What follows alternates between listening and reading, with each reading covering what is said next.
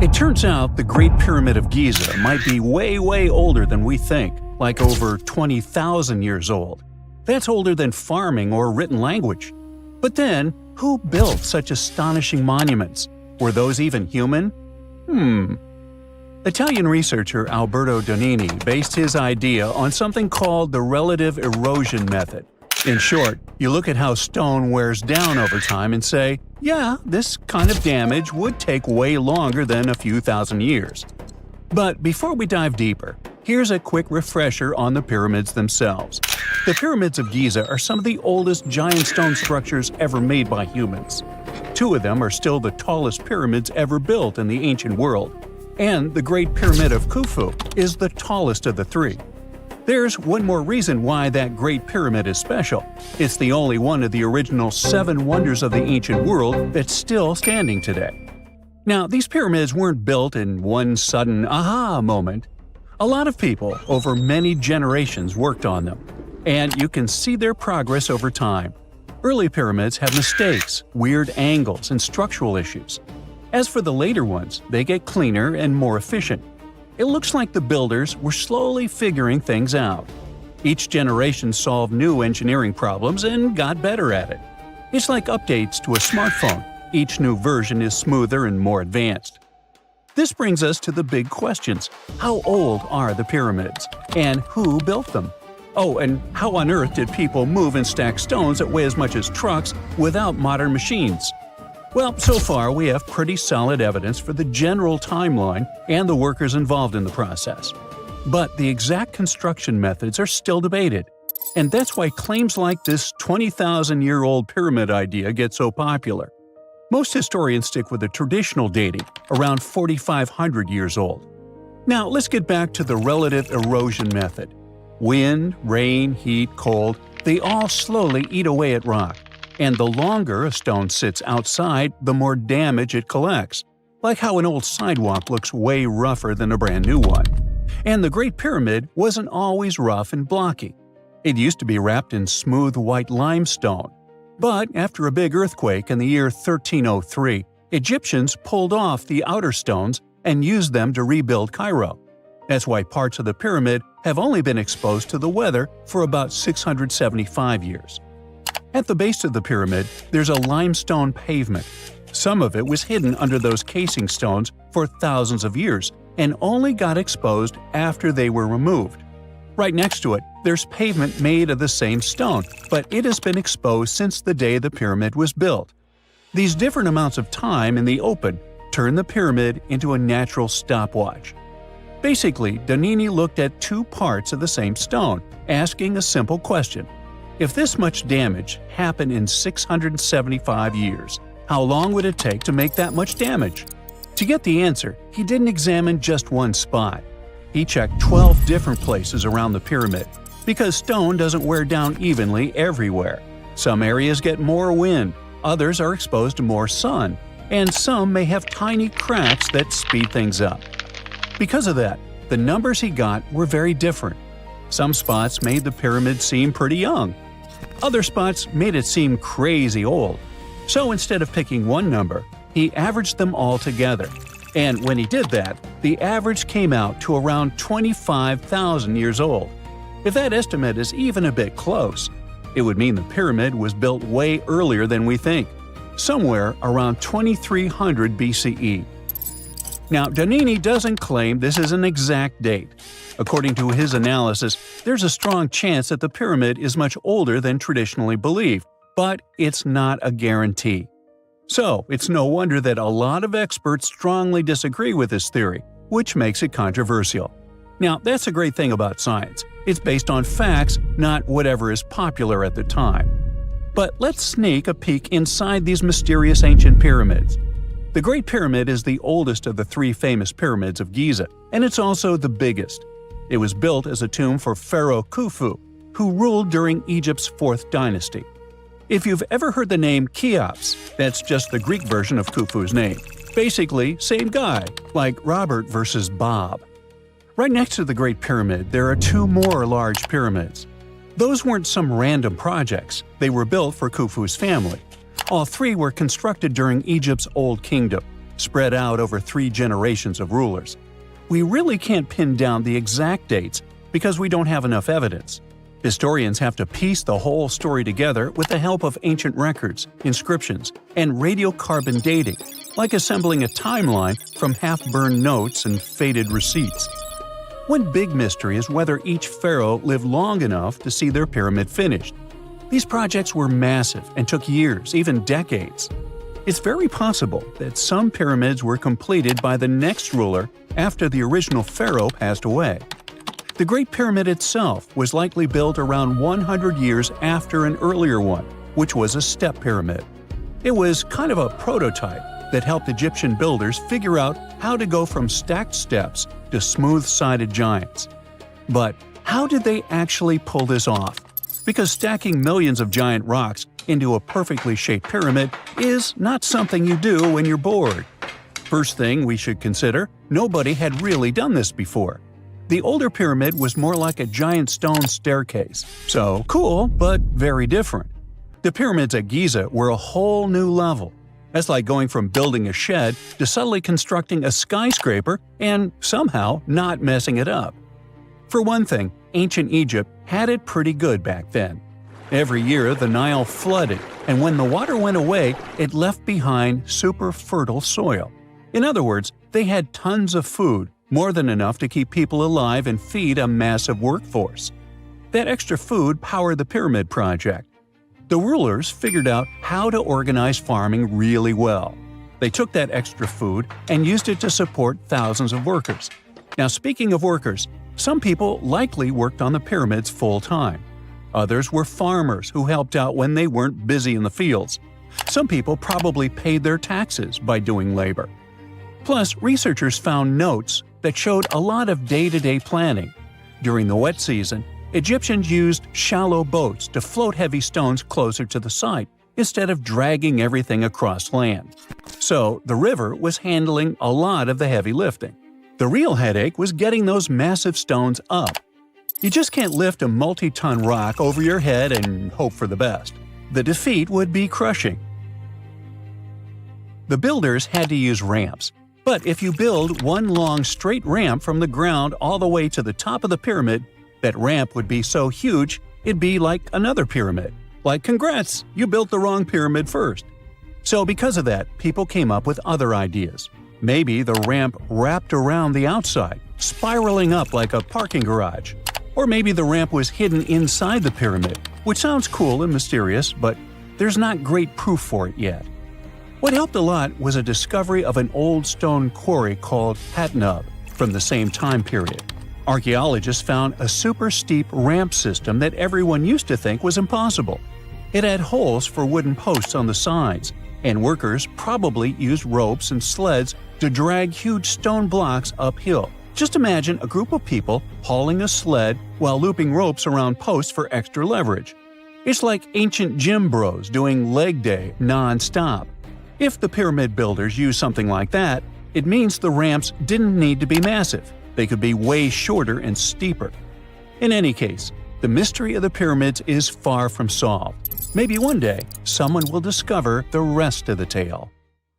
If there's a question that still baffles archaeologists to this day, it's this one.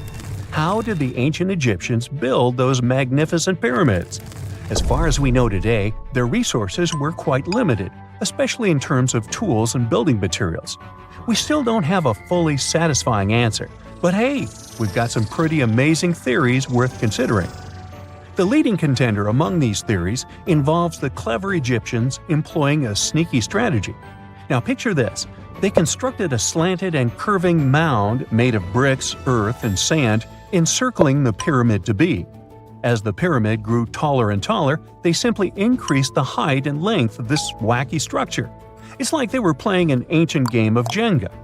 Now, how did they get those massive stone blocks up there?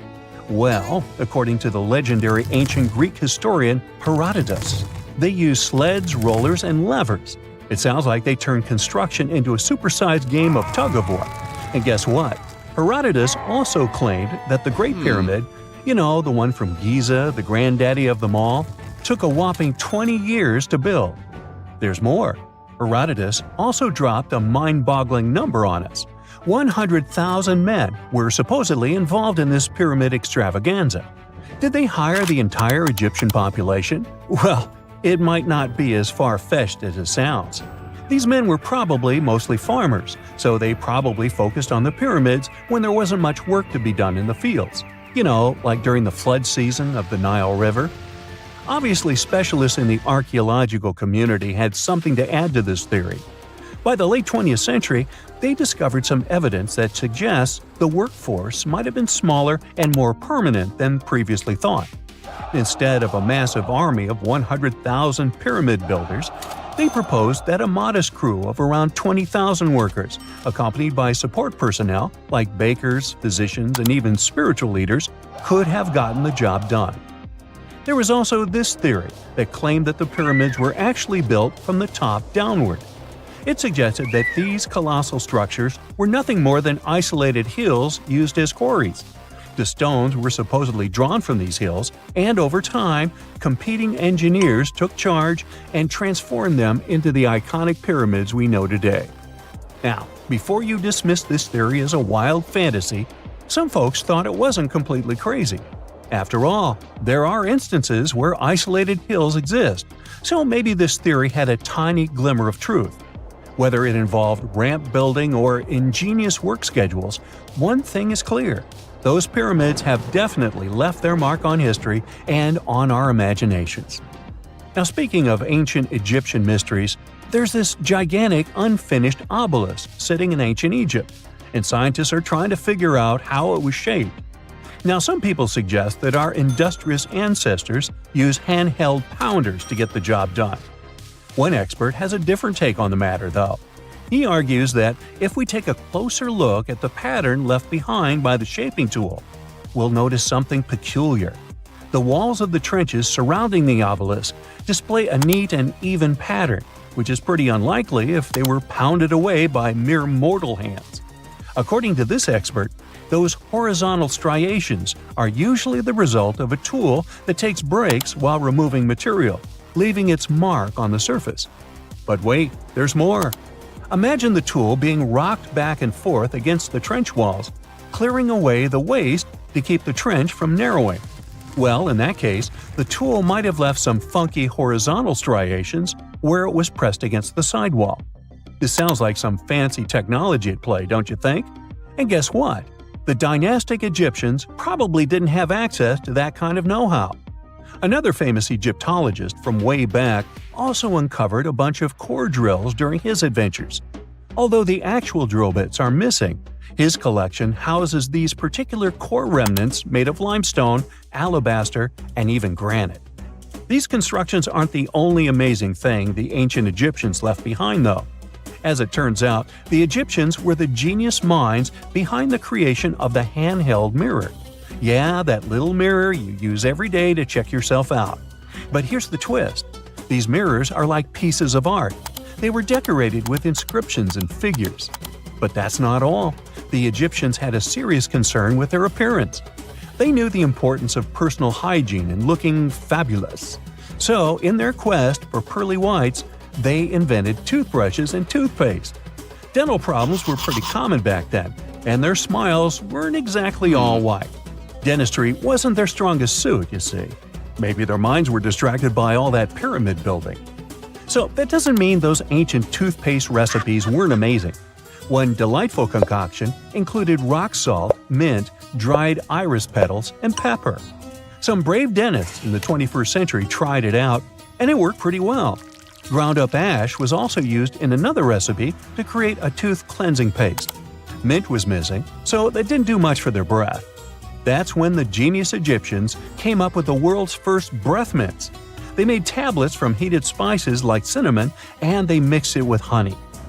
Now, let's shift gears to home decor, Egyptian style. They surely took ornamentation to the next level. While the concept of decorating furniture started in Mesopotamia, the Egyptians cranked it up a notch. They went all out with different colors of ink and even developed various weights of paper. Oh, and let's not forget about those cute little area rugs we all have in our homes today. Guess who came up with the idea? Yep, the Egyptians. They used the versatile papyrus plant to make those cozy rugs. And speaking of trends, the Egyptians loved their knickknacks. They had an assortment of small figurines in the shapes of cats, dogs, and people.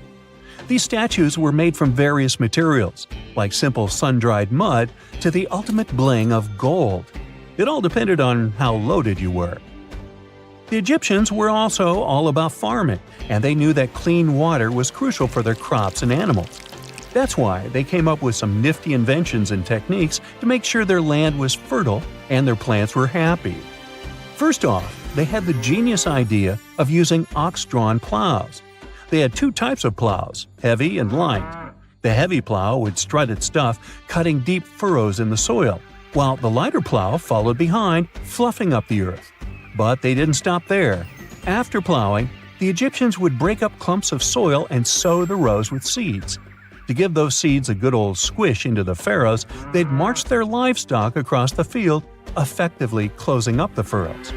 But hey, all that hard work would be pointless if their seeds were as dry as the Sahara. That's where irrigation comes into play. The Egyptians were so good at it that other cultures, like the Greeks and Romans, couldn't help but copy their techniques.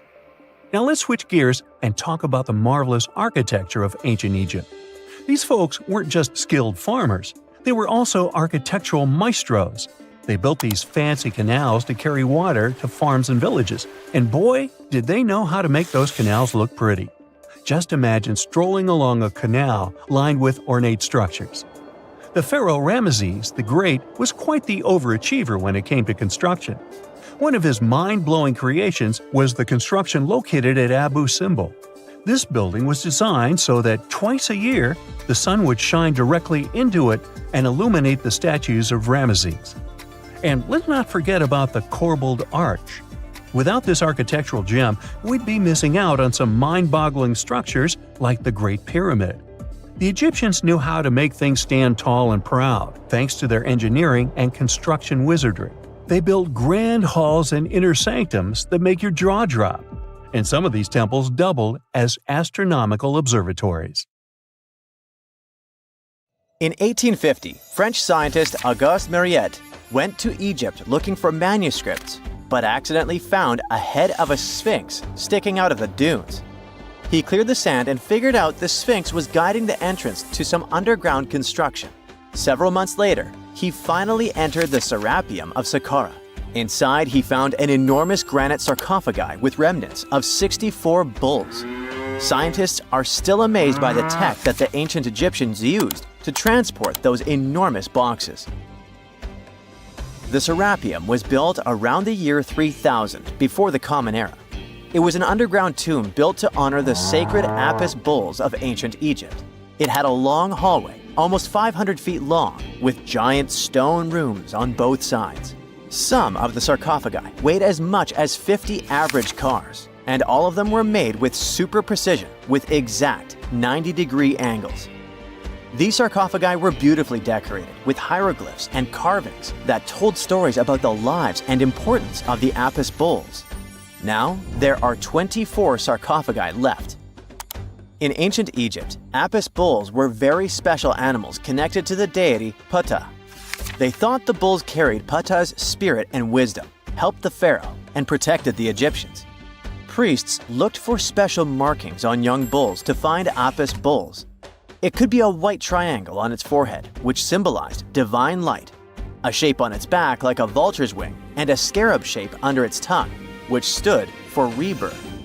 If a bull had these signs, they believed it was chosen by Ptah and treated it like royalty. The chosen bulls lived in a special temple in Memphis, the city where they worshipped Ptah. They received the best care and offerings from visitors who wanted their blessings.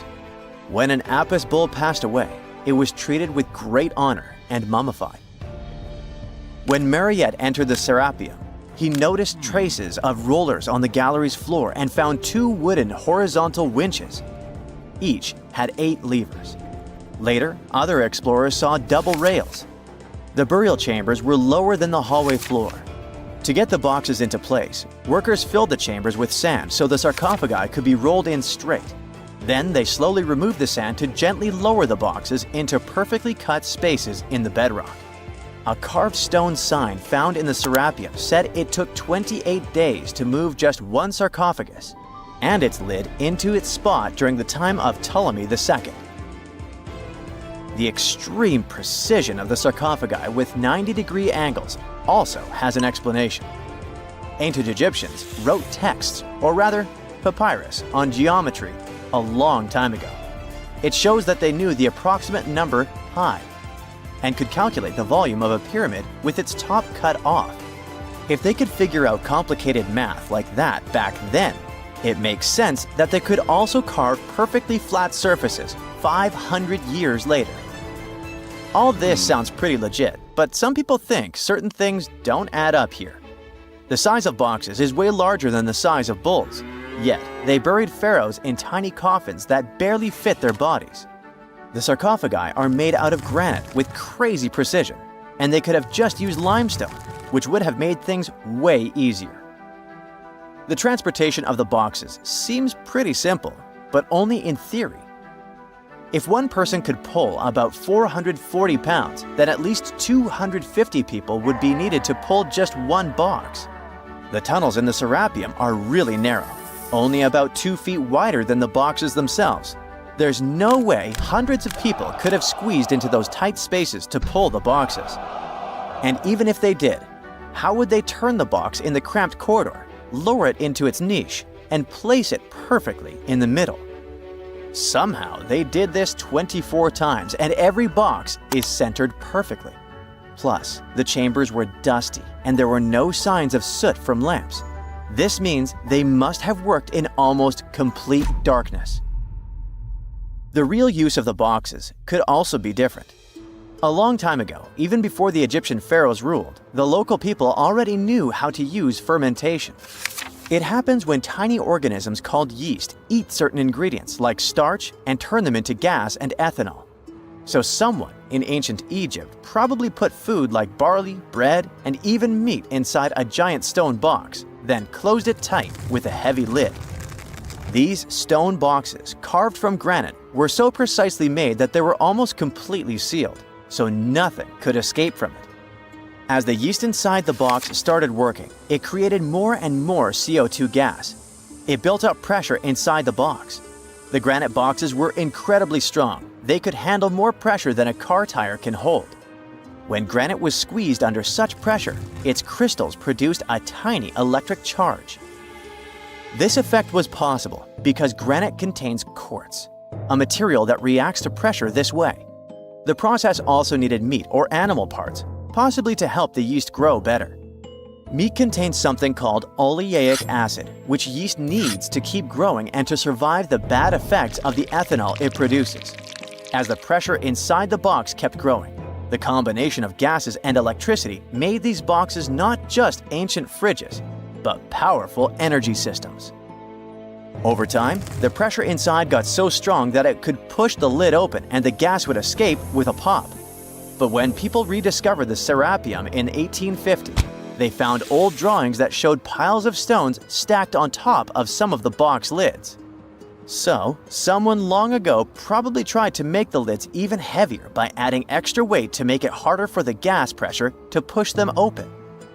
This extra weight also meant the quartz crystals in the granite could keep creating more electricity under all that pressure. If someone opened one of these stone boxes thousands of years later, they would only find bones from bulls that were placed in the box. And that's exactly what Mariette discovered in the 1850s. They opened the Serapeum for visitors soon after the first excavations in the second half of the 19th century. Prince of Wales even had a luncheon with his guests in one of the sarcophagi. Sands and earthquakes made the site inaccessible for a while, but now you can visit it again and try to solve the mystery yourself. With new tech, we could have answers to many other historical mysteries soon. A team of scientists at Chicago's Field Museum of Natural History recently used a special CT scanner to learn more about ancient Egyptian mummies without unwrapping them. They gently rolled 26 mummies on custom carts out to the parking lot, where the scanner was waiting. It took thousands of detailed X-ray pictures of each mummy and their coffins. When all the pictures were put together, they created 3D images that showed what was inside. the skeletons, and some artifacts. The scientists hope these images will help them understand ancient Egyptian burial practices from over 3,000 years ago. Even though the scanning process only took 4 days, it might take 3 years to study all the data. But scientists were able to learn some personal details about the mummies. One of the most popular mummified individuals at the museum, Lady Chineta, was a woman who lived in ancient Egypt about 3,000 years ago. It looks like she passed away in her late 30s or early 40s. To make sure her body looked complete for the afterlife, embalmers put stuffing in her neck to keep it from collapsing. They also placed artificial eyes in her sockets, so she would have eyes in the next world. She was wrapped in fancy linen and placed in a beautifully decorated coffin. The scans revealed that it had been carefully crafted with a slit at the back, which embalmers used to fit the body. There were also some artistic details on the surface, like markings for her knees. It looks like her burial was on the scale of a high-end luxury car. Most people know that pyramids were built as grand tombs for the pharaohs, designed to ensure they had a smooth journey to the afterlife. The Great Pyramid of Giza, for instance, was constructed for the pharaoh Khufu. But what most people don't know is that this whole pyramid building trend started right here with the step pyramid of Djoser about 4,700 years ago. This massive structure was built for Pharaoh Djoser, a ruler from Egypt's 3rd dynasty. It rises 7 layers high above the ground and stands about 200 feet tall. We think of it today as a phenomenal architectural project, but for ancient Egyptians, the step pyramid of Djoser turned out to be more like a massive experiment, a trial run, if you will, to perfect their building skills before they moved on to even more ambitious pyramids. Reaching new heights is super exciting, but the real mystery is what is going on below the ground. In this pyramid's underground labyrinth, there is a network of tunnels stretching about 3.5 miles long, and some researchers believe these tunnels might have been part of a sophisticated water system that could completely change what we think about pyramid construction. Let's talk about this massive complex located in Saqqara. Surrounding the pyramid, there's what's known as a dry moat, a continuous trench that is up to 164 feet wide and almost 2 miles long. It forms a sort of rectangular shape around the pyramid. This trench has an average depth of about 65 feet. Now, if you were to add up all the earth and rock they dug out to create this moat, it would be about 10 times the volume of the step pyramid itself. For the longest time, people just assumed this trench was nothing more than a huge quarry, a place where they dug up stone and clay to build the step pyramid. Makes sense, right? But when you take a closer look, it doesn't add up. The trench is too narrow and deep to be practical for mining, and its layout doesn't match anything we know about ancient Egyptian quarrying methods. Plus, some sections of the trench are actually covered with a rocky ceiling, which would have made it nearly impossible to use as a quarry. Another theory suggests that the dry moat had some kind of spiritual significance. Maybe it was a sacred place, where souls of nobles gathered to serve the late king in the afterlife. There are even niches in the walls that work as a hint at this spiritual function. But most researchers believe that this purpose likely developed much later, long after the complex was built for Djoser. So, what was the moat really designed for? In 2020, a researcher came up with a pretty intriguing idea. It is possible that this trench was actually designed to collect and manage water, especially after heavy rainfalls. Now, that makes sense when you consider the location. The moat sits in an area that could easily have been flooded by runoff water from nearby plains. This could also explain why the trench wasn't used for new graves until much later when the climate became drier and less prone to flooding. The story becomes even more intriguing as this trench appears to be part of a larger, more complex hydraulic system within the Djoser complex.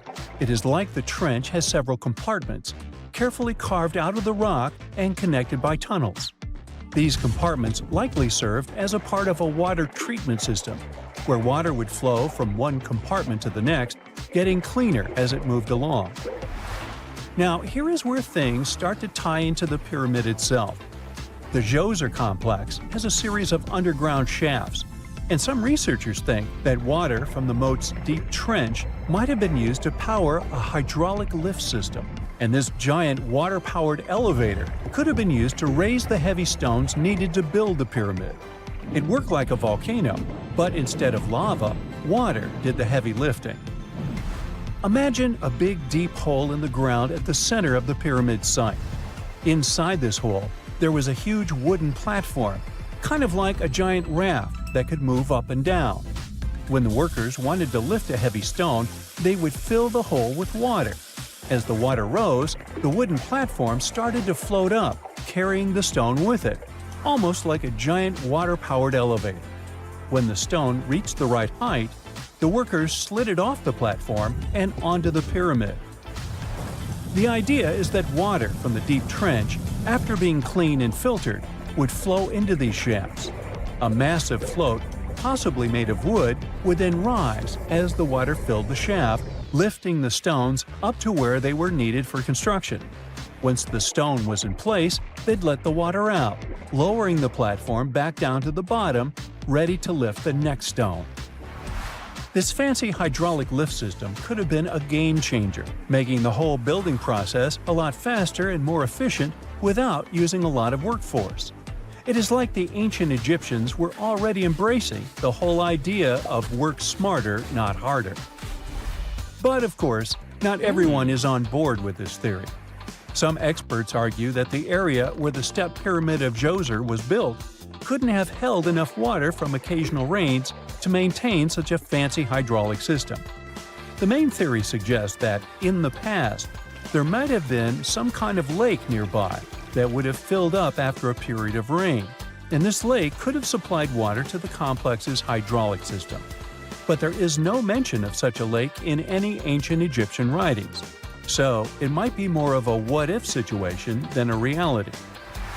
And then there's the issue of the hard work itself. Remember when I said this method could have allowed the ancient builders to raise stones with far less effort? Well, that might not be entirely true. According to some experts, just building this hydraulic device would have required a lot more heavy work than simply moving the stone blocks using good old-fashioned manpower. And let's not forget, the step pyramid of Djoser is like a baby pyramid compared to those that came later. The stones used for Djoser's pyramid weighed, on average, about 660 pounds each, which is nothing compared to the more than 2.5-ton blocks used later for the pyramid of Chephren. If this cool water lift theory gets completely ruled out, we still need to explain how this pyramid was built in the first place. To answer that, we need to rewind a bit and talk about the original plans. See, before Djoser's tomb became a pyramid, the idea was to construct a simple mastaba. This type of tomb was pretty common in earlier periods, a flat-roofed, rectangular structure with sloping sides. But after the original mastaba was finished, they decided to expand it a bit by adding more layers on top. And then they added even more layers, until the construction reached 6 distinctive steps, each one smaller than the previous. And they probably did all this by raising those heavy stones using ramps, not a water-powered elevator. There is still so much we don't know about the step pyramid of Djoser.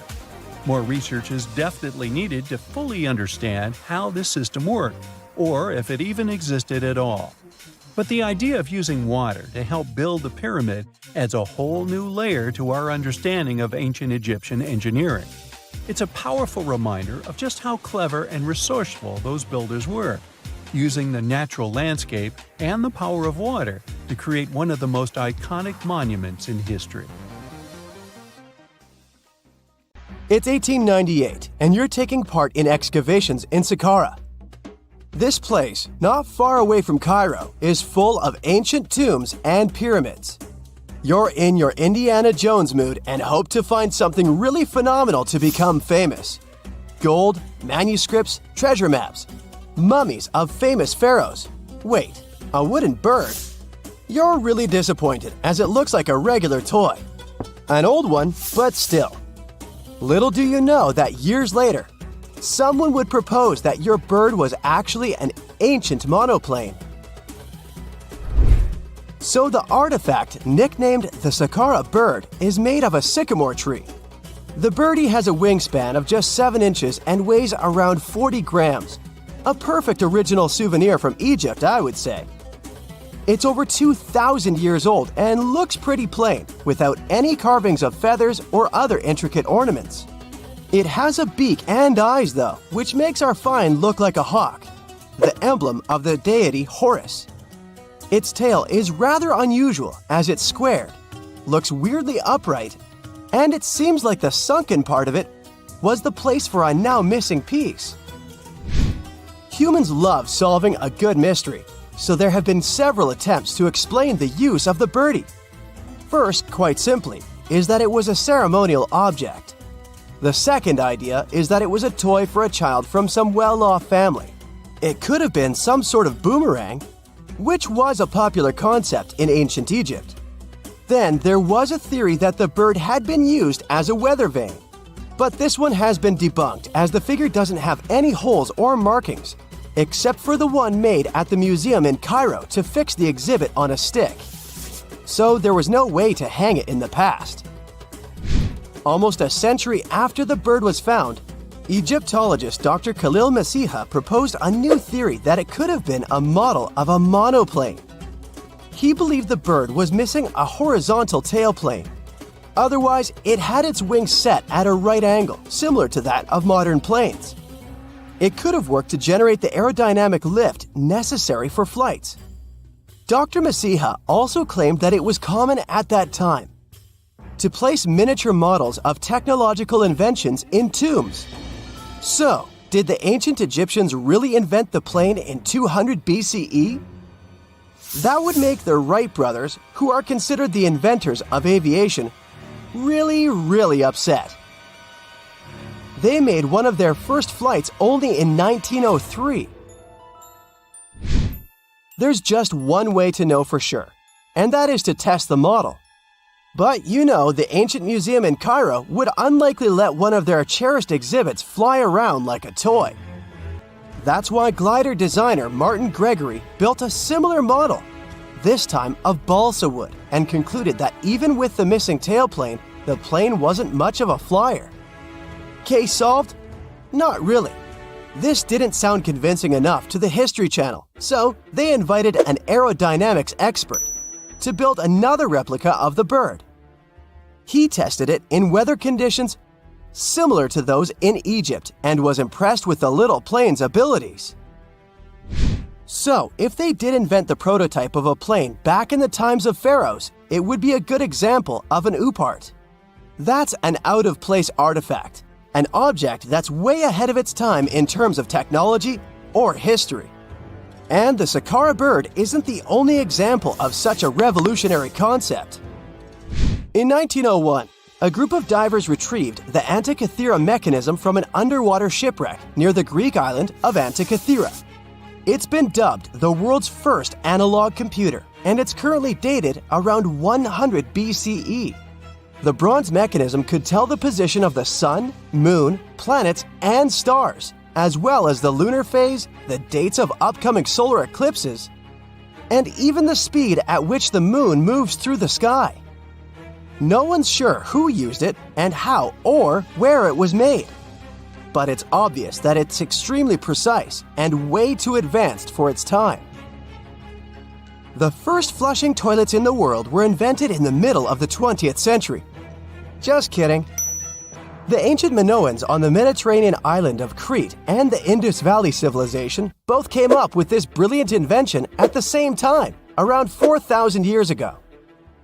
The plumbing and sanitation were so well done that no one managed to design anything better until 2,000 years later. One ancient Minoan lavatory was discovered at the Palace of Knossos. It looks like it had a wooden seat set over a tunnel that directed water from a rooftop reservoir to an underground sewer. Other varieties got water from jugs. Only the super rich people could afford all this glory. So if you wanted to shop for real estate back then, the flushing toilet would be a telltale sign you were in the rich neighborhood. Automated doors became a cool, seemingly new invention back in 1931. But the technology behind them is actually much older. Think the 1st century CE old. Mathematician and engineer Heron of Alexandria came up with a hydraulic system to open and close temple doors. To bring it into action, you need to light a fire to produce heat. There was a brass pot under the fire, half filled with water. The inventor connected the brass pot to containers that acted as weights. When the fire was burning, the water moved into the containers. They went down and pulled the ropes. It was nothing like a supermarket door that opens in front of you before you even have time to think. Heron's door took hours to open, and there was no way to stop the process. That's why they only opened the doors once a day before people entered the temple, to add some mysticism at the temple during ceremonies. Spooky. Looks like the first ever battery was invented in Baghdad around 2,000 years ago. A German archaeologist found this oval-shaped clay jar in 1938. Scientists are still not sure what purpose it served and who exactly invented it. There is a theory that it was used for electroplating objects with precious metals. When they filled it with a weak acid like vinegar, the battery produced around 1 volt of electricity. Another theory says it was a vessel for sacred scrolls. Would you like to buy contact lenses designed by Leonardo da Vinci himself? In 1508, he invented a glass lens with a funnel on one side. You were supposed to wear it with water inside to improve your vision. Sounds a bit uncomfortable, doesn't it? So, around a century later, French scientist René Descartes decided to improve the idea and make the cornea contact the future lenses. Contacts because they contact your eyes, get it? The glass tube with liquid did help improve vision, but blinking was sadly impossible. 2.5 centuries later, new technologies in the glass industry let scientists design contacts that would fit in the eye and even let the wearer blink. Thanks, guys! Still, those lenses were made of heavy blown glass and didn't let the eye breathe. About 50 years later, contacts became plastic, lightweight, unbreakable, and scratch-resistant, but still covering the entire eye.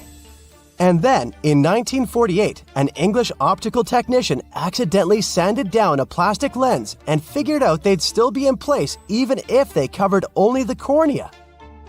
Imagine you're living in 19th century London and need to send a message to New York. It would have taken about 10 days to get there by ship. So when delivery time went from days to hours in 1858, it was a true sensation.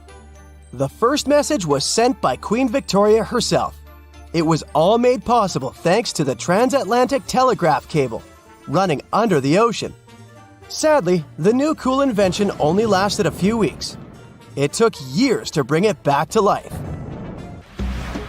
Before we get into the reason why and how there are pyramids all around the world, let's talk about some of the examples. I'll start with the Pyramid of the Sun in Mexico. These folks really knew how to build a city. Their well-planned urban center spanned over 7 square miles and boasted several pyramids. But the Pyramid of the Sun is the most impressive. This giant pyramid was built way back in 100 CE and is one of the biggest structures of its kind in the whole Western Hemisphere. It's so big that it's 216 feet high above the ground. If you ever find yourself in this ancient city, you won't be able to miss the Pyramid of the Sun.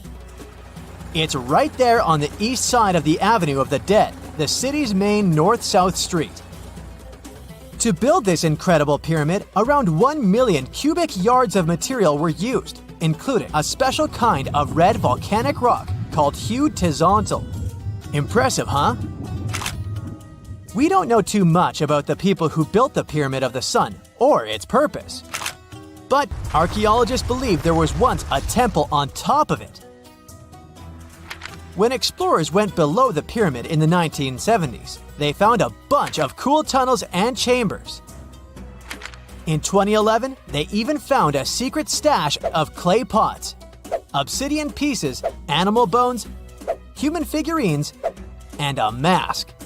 Who knows what other secrets the pyramid is hiding? If you decide to see this one, you must climb the pyramid using the 248 uneven steps on the west side. Watch your step. Sudan got some pyramids too. Nubian pyramids aren't as big as the ones in Egypt, but they still got around 200 of them. These ancient pyramids have been home to the tombs of the pharaohs of the Meroitic kingdom for almost 1,000 years, who ruled Egypt from Nubia to the Mediterranean Sea. The pyramids at Meroe were constructed using granite and reddish sandstone. Oh, and did you know that Sudan has more ancient pyramids than Egypt? The Kushite pyramids depict the indigenous architecture and burial traditions of Nubia's Napata and Meroe kingdoms, which ancient Egypt influenced. Meroe, the burial site of over 40 queens and kings, is the most extensive Nubian pyramid site. The tomb walls depict mummified royals bedecked in jewelry, their wooden caskets containing bows, quivers of arrows, and other artifacts pointing to the Meroitic relationship and trade with Egyptian and Greek civilizations. So if you're looking for some ancient tombs to explore, you may consider skipping the crowds in Egypt and heading on down to Sudan. Let's fly to Iraq to see some more pyramids. Ziggurats have fancy receding layers and tiered temples. Instead of a smooth exterior, it has tiers like a cake. Perfect for all the important work and rituals that went on inside. You can find these towering structures scattered throughout Iraq and Iran, and they're a real testament to the power and skills of the people who built them. One of the biggest and most impressive ziggurats is the ziggurat at Ur. It's basically a giant rectangular pyramid that stands a whopping 70 to 100 feet tall, with 3 levels of terraces and a temple on top. Can you imagine how many baked bricks it took to build that thing? Try 720,000 for just the lower portion. This particular ziggurat was built for Sumerian king Ur-Nammu. Similar to other ones, this pyramid has been around for thousands of years, so it got a little rough around the edges. Thankfully, the Babylonian king Nebuchadnezzar II and some archaeologists came to the rescue in the 6th and 20th centuries respectively. And now, you can find this near Talil Air Base. The ziggurat at Ur was built in 2100 BCE by King Ur-Nammu for the moon deity Nana. It was the tallest building in the city, and you could see it from miles around. It was like the medieval cathedral spire of its day. People would come here to bring their agricultural surplus and get their food allotments and seek spiritual nourishment. Sadly, the Nana temple at the top of the ziggurat didn't survive, but we do have some blue glazed bricks that may have been part of its decoration. The lower parts of the ziggurat are pretty amazing though. The architects even included holes in the temple's baked exterior to let the water evaporate from its core. Since we explored some of the pyramids on our planet, let's take a broader perspective. They can be found in many parts of the world. Egypt has over 100 pyramids, double that number in Sudan, and dozens of others are scattered in the Middle East and China. The Americas have the most pyramids in total, with more pyramids than the rest of the world combined. These pyramids are located in Mexico, Guatemala, Honduras, and El Salvador. Time to know more about the evolution of pyramids through history. The oldest pyramid is in Egypt. This pyramid was a step pyramid, which was created by placing one layer of stone on top of another. The pharaoh Sneferu is credited with creating the pyramid shape we recognize today. During his 45-year reign, he built 3 pyramids. His first 2 attempts failed, but he finally got it right with the Red Pyramid, which is considered the first true pyramid. It was Sneferu's son, Khufu, who built the Great Pyramid of Giza, which was the tallest human-made structure on Earth for almost 4,000 years. Latin American pyramids are similar to early Egyptian step pyramids, but they were built independently, with no knowledge of each other. The pyramids in Sudan were built around 700 BCE and are tall but much narrower than those in Egypt. How in the world did all these civilizations build these things without even texting each other? After all, the Aztecs, Mayans, and ancient Egyptians were about as different as possible. But despite their cultural differences, they all seem to agree on one thing: pyramids were pretty cool. Step pyramids are all around the world because they were the most feasible and stable way to build large and tall structures without access to lighter building materials like wood and metal. The triangular form with a square base is the best way to build a sturdy structure, and having a cube structure would require more material for less height. Now, when it comes to pyramid design, the Egyptian pyramids were like giant triangles with a square base, smooth sides, and a pointy top. On the other hand, the Aztecs and Mayans went for a tiered cake look, with steps leading up to a flat platform on top. So, while all these pyramids share the same basic shape, they have their own unique flair. Each group built its pyramids using different materials, techniques, and slope angles. So while they may have been inspired by each other's work occasionally, they were just doing their own thing. Egyptian pyramids had smooth, angled sides that were designed to help the pharaoh's soul ascend to heaven. The Pyramid of the Sun was built over a series of caves that served as a passageway for the deities. The Maya built the temple of Kukulkan in Chichen Itza to honor the deity Kukulkan, usually represented by a serpent. Nicknamed El Castillo, it has 91 steps on each side, plus a platform. That's 365 steps, one for each day of the Mayan calendar. Tell me, Brightsiders, how were pyramids built? To begin with, humans made them, not a foreign race from space that landed on Earth. You see, one thing that all pyramids have in common is that they were built without advanced tools or even the wheel. It took a lot of people to build them, including skilled laborers and architects. For example, it's estimated that 20,000 people built the Great Pyramid of Giza, and it's believed that most of them were skilled laborers. Building pyramids was a massive undertaking that required years of planning and effort. The Great Pyramid at Cholula, Mexico, took 600 years to complete. There are mysterious plasma bubbles floating around the pyramids of Giza. As bizarre as that might sound, let's get one thing clear right off the bat. There's nothing extraterrestrial going on here.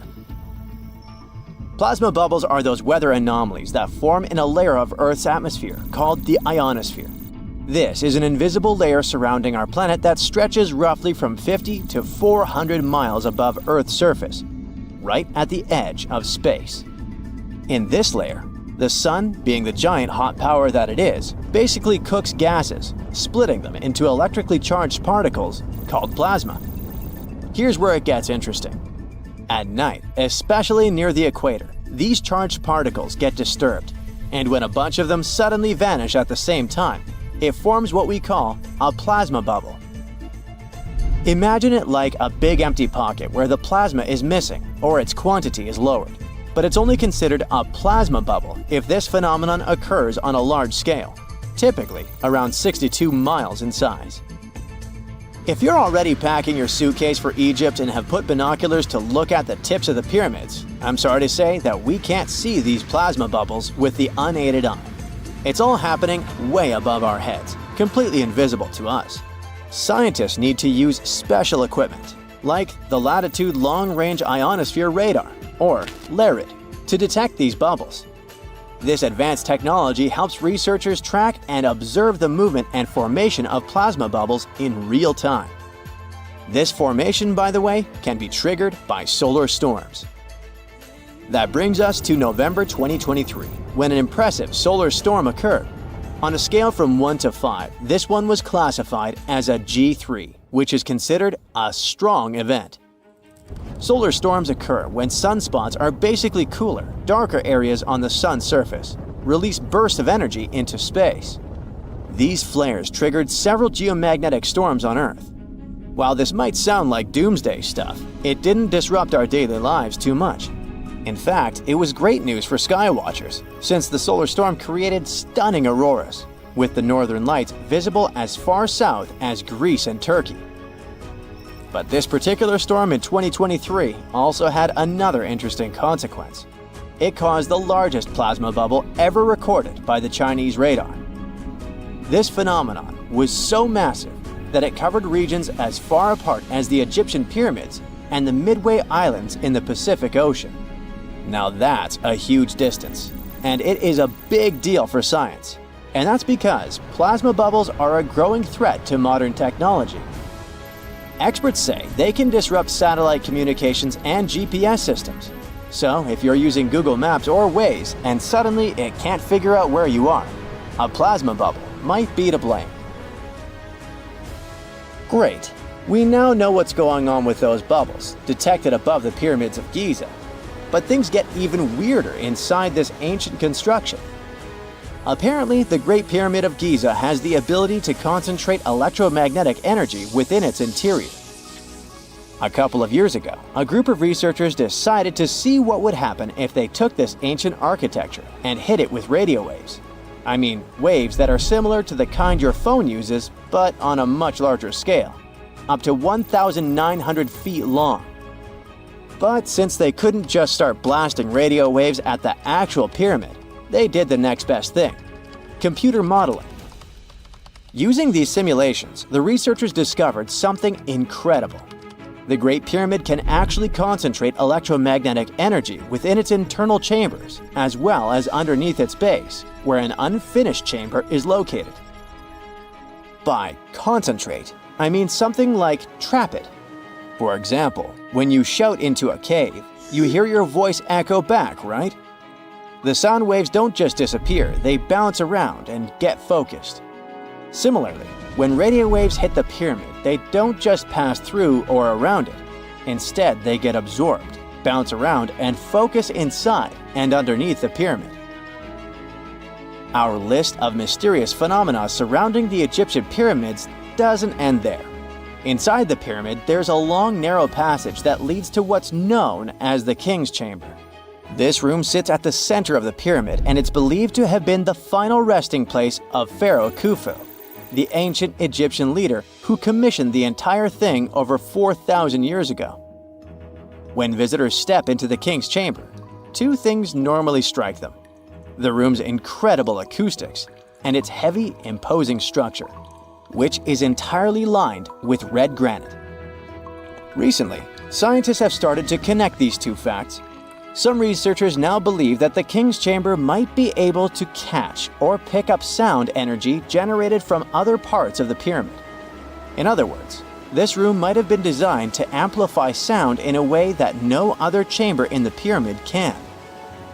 To test this theory, researchers conducted an experiment where they sang in the Queen's Chamber, which is located directly below the King's Chamber. Here's where it gets wild. The music couldn't be heard in the lower underground rooms of the pyramid, but it sounded loud and clear in the King's Chamber. One possible explanation for this is the type of stone used in the King's Chamber: pink granite. Granite is known for its piezoelectric properties, meaning it can absorb energy from its surroundings, like sound vibrations, and convert it into electrical energy.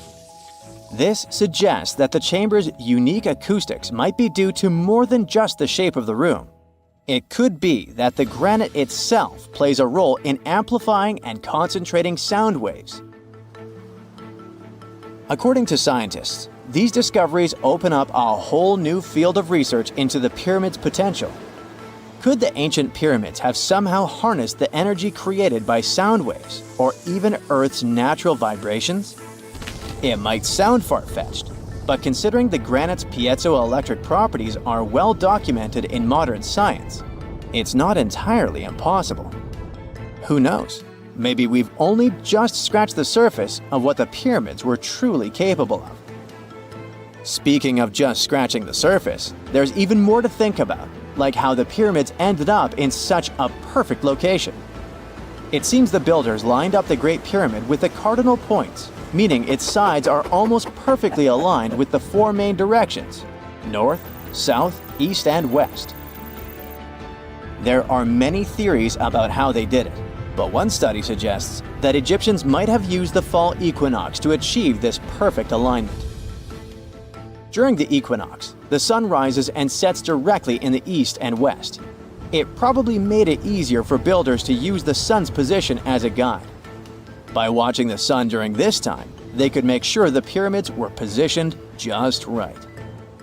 If we think about all these strange things about the pyramids, I mean their perfect alignment, the ability to concentrate radio waves, and the materials used in the chambers that might generate electrical energy, could the real purpose of the pyramids actually be much more complex than just being tombs? Well, Nikola Tesla thought so. It is said that the famous inventor and engineer was kind of obsessed with the Egyptian pyramids, and he wondered if they might actually be giant energy transmitters. He believed the shape and position of the pyramids could help them function as huge generators, capable of producing free, limitless energy. Some researchers agree with Tesla and believe that these massive monuments might have been designed as giant power plants. According to their theory, builders could have figured out how to move ions, those electrically charged particles in the atmosphere, by placing materials like copper, gold, and silver around the pyramids. So, it's definitely possible that the ancient Egyptians created a sustainable, renewable power source. Although this is a very interesting thought, we haven't been able to confirm this theory, and the true purpose of the pyramids remain one of humanity's biggest mysteries.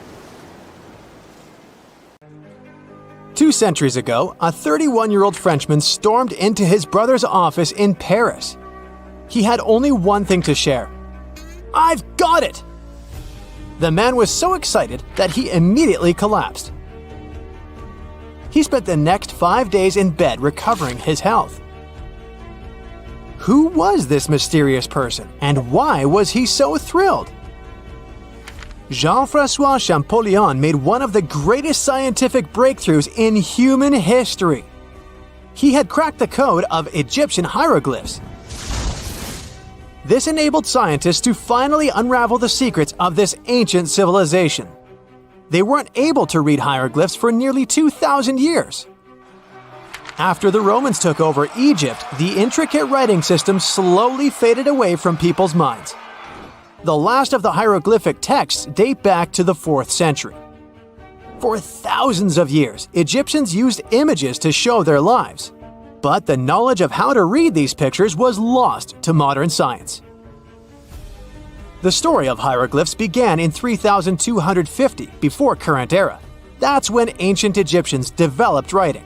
Their motivation was to better organize the distribution and storage of goods.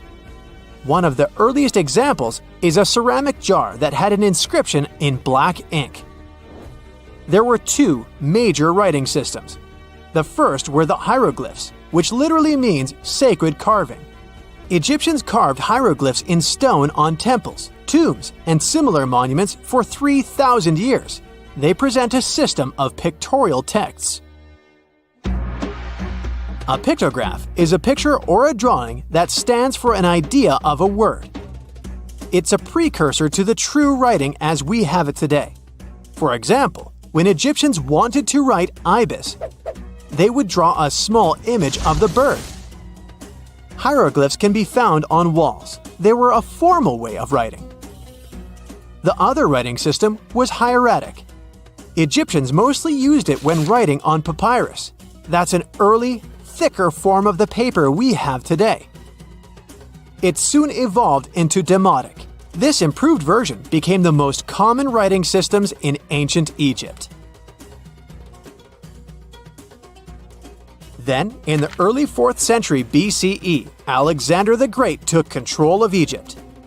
This was the time when the Greek Ptolemaic dynasty ruled the country. You've probably heard of the last ruler of this dynasty, Cleopatra. During her time, Egyptian Demotic and Greek were used side by side. The two started mixing, and by the year 100, a new language emerged: Coptic. It slowly replaced the ancient writing system. Only Egyptian priests used hieroglyphs for the next couple of centuries, and then their meaning was lost to history. But not forever. Arabs were the first who tried to solve the mystery of the hieroglyphs. Medieval travelers came across these strange symbols and wanted to understand their meaning. They consulted speakers of Coptic and translated text from Greek and Latin into Arabic to break the code of the hieroglyphs. During the Renaissance, Europeans also became fascinated with the legacy of ancient Egypt. Scholars from the Old Continent believed that hieroglyphs were a group of symbols as opposed to a written language. This was all about to change in 1799. A year earlier, Napoleon, the famous French ruler, arrived in Egypt. His subordinates constructed a fort that dated back to the 15th century. Rashid, or Rosetta, was a port town in the northeast of Egypt, near Alexandria. One section of the old fortification wall contained an interesting slab inside. The stone tablet was made of a granite-like rock. It was just 40 inches high and 30 inches wide. It contained 3 distinctive sections of text carved into it. The letters were in 3 scripts and 2 languages: hieroglyphs, Demotic, and Greek. It was a fragment of a larger ancient stela. These are upright stone slabs that are used to dedicate to a person or an event, but the one from Rosetta was damaged. 2/3 of the hieroglyphic text on the top was missing. The bottom Greek text lacked a cornerstone. The only fully preserved section was the writing in Demotic in the middle of the slab.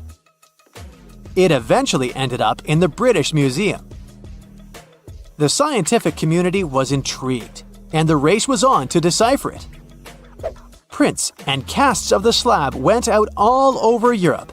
Scholars already knew ancient Greek, so in theory, this shouldn't have been so hard. The first people who saw the Rosetta Stone thought the process would take 2 weeks. In the end, it took 2 decades. The main issue was the fact that hieroglyphs and spoken ancient Egyptian didn't have a connection anymore. Scientists didn't know what sounds the letters on the slab corresponded to. Imagine if English disappeared 1,000 years in the future. Then someone finds a tablet with the word dog. At first, they wouldn't know how to read the word or the individual letters. Even if they figured out how to pronounce the word, they wouldn't know its meaning. This is what linguists were dealing with in the case of the Rosetta Stone. The careful study of the artifact produced another find. The texts weren't direct translations of each other. They both described the same event, but in different words. It was like you saw a movie with 2 friends, and then all 3 of you wrote different reviews about it. The original text was probably in Greek, but the translators added extra words to make it sound more Egyptian. An English physician and physicist, Thomas Young, made the first great breakthrough. He knew that the name Ptolemy appeared several times in the text based on the Greek translation. This wasn't an Egyptian name, so it was impossible to represent it with a single image. The only way to spell out this Greek name was to use symbols that sound like it when produced. This is called transliteration, and we have it today as well. This is how foreign-sounding words are written down in Chinese or some Slavic languages. Young focused on sets of hieroglyphs in oval frames. These are called cartouches. He experimented a bit but finally discovered that one of them read, Ptolemy the Great. The individual hieroglyphs that made up this name corresponded to sounds needed to produce it. This is where our mysterious man from the beginning of the video enters the picture. Champollion picked up where Young left off. He knew Coptic, so the Frenchman was able to determine what many other hieroglyphs sounded like. The eureka moment was close. It came while he was studying a cartouche from a site dedicated to Ramses II. It had 4 symbols. The last 2 were the same. He determined this was the sound S. The first symbol was the sun. This is Ra or Re in Coptic. So the cartouche read Ra something SS. Can you already guess the name? Of course, it's Ramses. This breakthrough finally cracked the code. Ancient Egyptian wasn't a mishmash of cool-looking images. It was a phonetic language that Jean-François Champollion discovered in September of 1822. The stone slab is today known as the Decree of Memphis. The Egyptian council issued it in this city in the year 196 before current era. In it, they expressed their loyalty to the pharaoh. They erected identical stelae and temples all across Egypt. The Rosetta Stone was just one copy of them, but its content is less important than the fact that Champollion's translation gave these ancient peoples their voice again. During the 1800s, European scholars didn't think that the Egyptian civilization was much older than classical Greek or Roman. Now that scientists could read hieroglyphs, a whole new chapter of human history opened. One of the most famous finds in the history of archaeology happened in 1922. That's when the British archaeologist Howard Carter discovered the tomb of Pharaoh Tutankhamun in Egypt's Valley of the Kings. The whole world admired King Tut's golden mask. But without Champollion's pioneering work, it would be impossible to know who its owner was. The young pharaoh's cartouche is phonetic. For instance, you pronounce the pictograph of a chick as the vowel U. The symbol for the key of life is an ankh, and there is a shepherd's crook in the end. It symbolizes the word ruler. A gruesome discovery took place in Egypt some years ago. You want to hear about it? 16 human hands, carefully buried in 4 eerie pits. They didn't look too much like human hands at first, since they were abnormally large, but they were. Weirdly, there were only right hands. No left hands were in sight. It turned out that it points to the practice of an ancient dark ritual. Old Egyptian art and tales talked of a ceremony where warriors would present the right hand of their adversaries as proof of victory and ask for gold in return. Egyptians believed in the afterlife, so cutting off someone's hand meant you cut off their power eternally. Guaranteeing this type of defeat was interesting to the winning party. Here, the fight was between Egyptians versus Hyksos, who lived in what was once known as Canaan. Egypt has always been the center of some history-changing findings, and some time ago, this papyrus was found. If we stretched it open, it would be just a tad bigger than the height of a skyscraper. The world's tiniest skyscraper, which is located in Wichita Falls, Texas.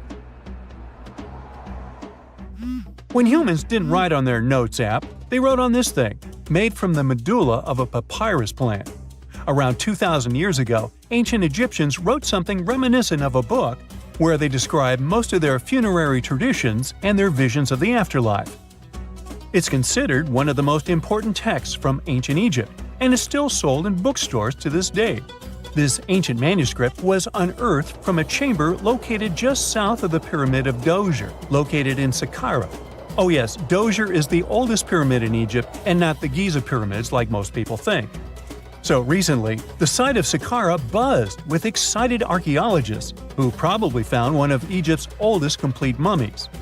They believe that this beautiful and well-preserved mummy was that of a wealthy man.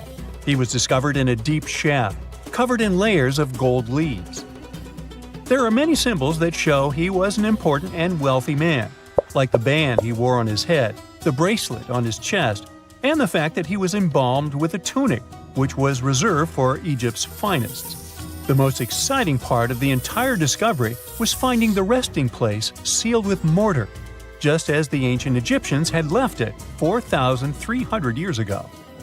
Now this may sound weird, but back in 2008, archaeologists discovered a missing pyramid. Now it went missing because it deteriorated over the span of 4,000 years. Today, you can only see its base. It was a pretty important site back in ancient times. It is said that around the area of the pyramid, the ancients hosted a special type of ceremony where high priests would carry mummified remains of sacred bulls. Now, here's a fun fact. Ancient Egyptians believed that Apis bulls were earthly incarnations of the city deity of Memphis and was connected to rites of fertility. It wasn't just any Apis bull, though. They needed to be all black, with a single white mark between its horns and a bunch of very specific characteristics. They were selected by the local priests and honored until they passed away. After that, they were mummified and buried in underground galleries. Meanwhile, this missing pyramid sort of disappeared around the 1800s. It was a German archaeologist who first found it in the village of Saqqara. He called it the Headless Pyramid when he first found it. But then, years after the official discovery, the desert sand came along and covered the whole thing. There were some excavations between the 19th and 20th centuries, but they weren't too systematic. That's why scientists were so thrilled when they dug an entire pyramid's base after removing the 25-foot mound of sand that was covering it. Oh, and it turns out American archaeologists are excavating a cemetery in Egypt that could contain over 1 million mummified bodies. So far, archaeologists have dug around 1,700 mummies. One of the main differences from other classic Egyptian mummies is that these people weren't kings and pharaohs. They were commoners that most likely lived about 1,500 years ago, when Egypt was controlled by the Roman and Byzantine empires. The name of the cemetery is cool, though, the Way of the Water Buffalo, just in case you want to check it out on your next trip. Other than bulls and buffaloes, ancient Egyptians also liked baboons. Are you seeing a pattern here? In the beginning of the 20th century, archaeologists discovered a site filled with mummified baboons in a place called, guess what? The Valley of Monkeys. An animal wouldn't have been mummified if it wasn't considered important. Certain animals were more important than others, since they were linked to specific deities. Jackals were connected to Anubis, the ancient god of the afterlife, and cats were likened to the female deity Bastet. Baboons were a pretty big deal, since they were believed to be connected to Thoth, the deity of wisdom and advisor to Ra, one of Egypt's supreme deities. The archaeologists who studied these animals weren't too happy. They think these baboons were kept inside and were deprived of sunlight for most of their lives. They had extreme vitamin D deficiencies and they were poorly fed. Maybe Thoth got angry with these baboon keepers. Just a guess. Since there's never a boring day for archaeologists in Egypt, they also found human mummies with golden tongues. Since Egyptians were all about the afterlife, they believed that golden tongues might help a person speak once they pass to the other side. I mean, it's a long shot, but hey, why not? Some of these mummies were placed in wooden coffins with goods, such as necklaces, pottery, golden artifacts in the shape of lotus flowers and scarab beetles, and iPhones. Just kidding. A new temple was also unearthed recently in Egypt. Scientists believe it was dedicated to honor Zeus Cassios. That deity would be a cross between Zeus, the almighty Greek deity of the sky, and Mount Cassios. While digging around the Sinai Peninsula in Egypt, archaeologists spotted 2 pink granite columns poking out of the ground, and bingo. They believe these columns represented the temple's front gate and collapsed during an earthquake many years ago. And speaking of deities, there weren't only super serious deities. Recently, scientists unearthed a golden ring in a city south of Cairo. No, Frodo, it's not magical. It was a normal gold ring, but it had the depiction of the deity of fun, officially named Bes. This deity is often described in sacred texts as a happy chubby dwarf. Today, many tattoos we get are sorta deprived of any sense and are made of aesthetic purposes only. In ancient Egypt, though, women would get tattoos as a token of protection for childbirth. That's what scientists think, at least. Around the Nile region, scientists found some mummies that had well-preserved tattoos, which is a rarity since the skin deteriorates so easily. 2 of these women tattooed their lower backs, and the drawings were simple. There were mostly pictures, including that same chubby dwarf we just talked about, Bes. He also had a side hustle as the protector of women during childbirth. Now, would you believe me if I told you ancient Egyptians invented robots? No? Well, that's because that's not entirely true. Sure, they were astronomers, mathematicians, and engineers, and somehow they also squeezed an eccentric invention into that package. an automated deity some scientists called Hathor. This wooden statue had been in the Metropolitan Museum of Art for years before someone noticed its secret. With the help of an X-ray machine, specialists discovered a mechanical operating system inside it. The pulley-like axis goes from the statue's shoulder to her left leg. When the system rotates, the statue raises and lowers her hand. Hey, pick me! Pick me! I got my hand up here. What is a boat doing in the middle of a desert? You would expect to find a seagoing vessel closer to shore. This is the question archaeologists had been asking for decades. In 1988, there was a storm near one of the most important archaeological sites in ancient Egypt. A wooden structure emerged from the sand. It was hollowed out by termites. Scientists were determined to solve its mystery. In 2000, they began excavating the site near Abydos, Ubidos. An American team of experts soon discovered a boat that was 70 feet long, and it wasn't alone. In total, there were 14 boats neatly resting next to each other. It was impossible to completely dig out the boats because of their poor condition. Luckily, the wood was preserved enough to get a sample. Analyses revealed that the boats were around 5,000 years old, the oldest fleet in human history to this date. The time of their construction predates the pyramids at Giza by half a millennium. Each ship of the fleet rested in a vault that matched its dimensions. The room was roughly a third of the size of a tennis court. It had mud brick walls that featured more than 120 drawings of boats. Ancient Egyptians incised them on whitewashed walls that were excellently preserved. Scientists have known about these mysterious chambers for well over a century. 1901, 1902. A British archaeologist, Arthur Weigel, stumbled upon a strange structure west of the River Nile. His team caught a glimpse of the interior walls. Sadly, a section of the roof collapsed, so they had to call off further exploration. Researchers abandoned the site, but its location remained on the maps. The boat's position first led scientists to think that they rested on a bank of the mighty Nile. But there was a problem with this theory. Today, the river flows almost 7 miles west of Abydos. Further studies of the surrounding terrain showed the Nile didn't change its course throughout history. Also, if the boats floated near a dock, they would be in unstable positions. The 14 vessels at Abydos were perfectly parallel to each other. There was only one conclusion possible. Someone had deliberately placed them like that. They must have gone through a lot of effort. Each boat had enough room for up to 30 rowers. These vessels could really float. They weren't models, but scholars still don't know if they actually sailed any body of water in ancient Egypt. This doesn't diminish the importance of the find. Previously, archaeologists found only small-scale models. In King Tut's tomb alone, there were 35 boat models. For a long time, these figurines were the only clues as to how ancient Egyptian vessels looked like. The boat's design confirms that they were the real deal. They are the earliest surviving examples of something called built boats. Ancient people constructed primitive vessels by hollowing out large tree trunks. The alternative was reed that was tied together to form a raft. The boats at Abydos had planks tied together. This was a major breakthrough in shipbuilding. During their lifetime, the boats must have seemed impressive. Timber was a valuable commodity at the time. There was no wood in the desert. Cedar had to be imported from Lebanon. The only person who could afford such luxury was the pharaoh. Studying the area around the ancient fleet provided more answers. Scientists discovered a mud brick structure where Egyptians worshipped the pharaoh. Its approximate date of construction matches that of the wooden boats. The same bricks out of which this building was made were used to encase the fleet. At the time of their construction, the rooms they were stored in had a ceiling. That's the section that archaeologists stumbled upon in the early 20th century. Just like mummies and coffins, these marvelous ships rested inside splendid vaults. The exterior of these rooms was also impressive. The outer walls originally had a plaster of white limestone. It reflected sunlight. In the desert sun, the structure housing the boats must have shone from miles away. Ancient Egyptian builders used the same technique to cover the pyramids 500 years later. Today, their surface looks jagged, but it wasn't always like this.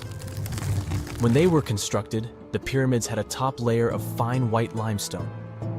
Their surface was smooth and it gleamed in the sunlight. Instead of stairs, the outer layer of the pyramids was more of a sleek ramp. Archaeologists were left with one final question. Which pharaoh owned the fleet? The answer lay just a mile from the site.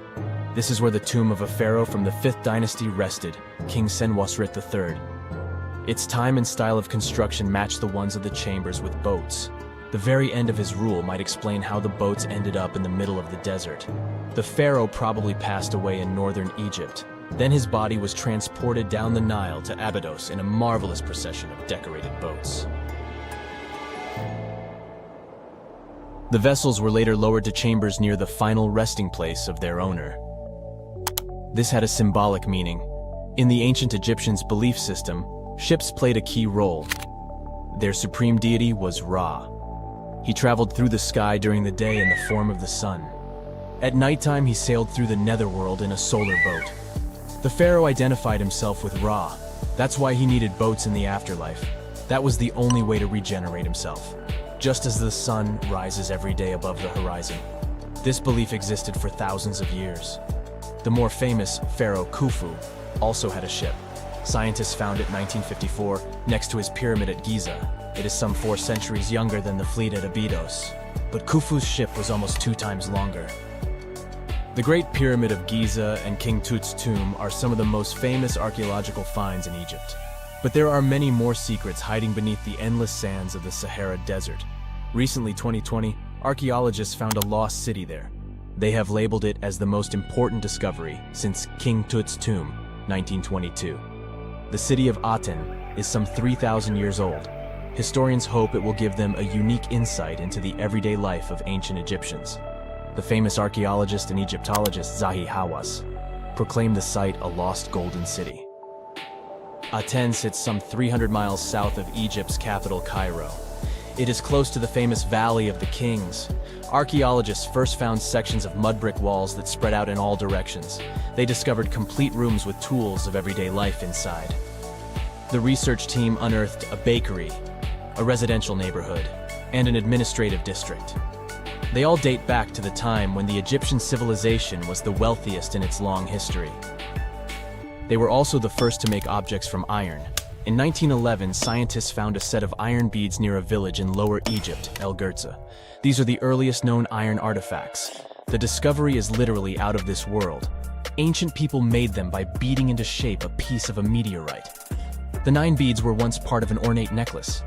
They are now blackened and corroded, which is perfectly normal for a piece of jewelry that is over 5,000 years old. They consist of an iron-nickel alloy.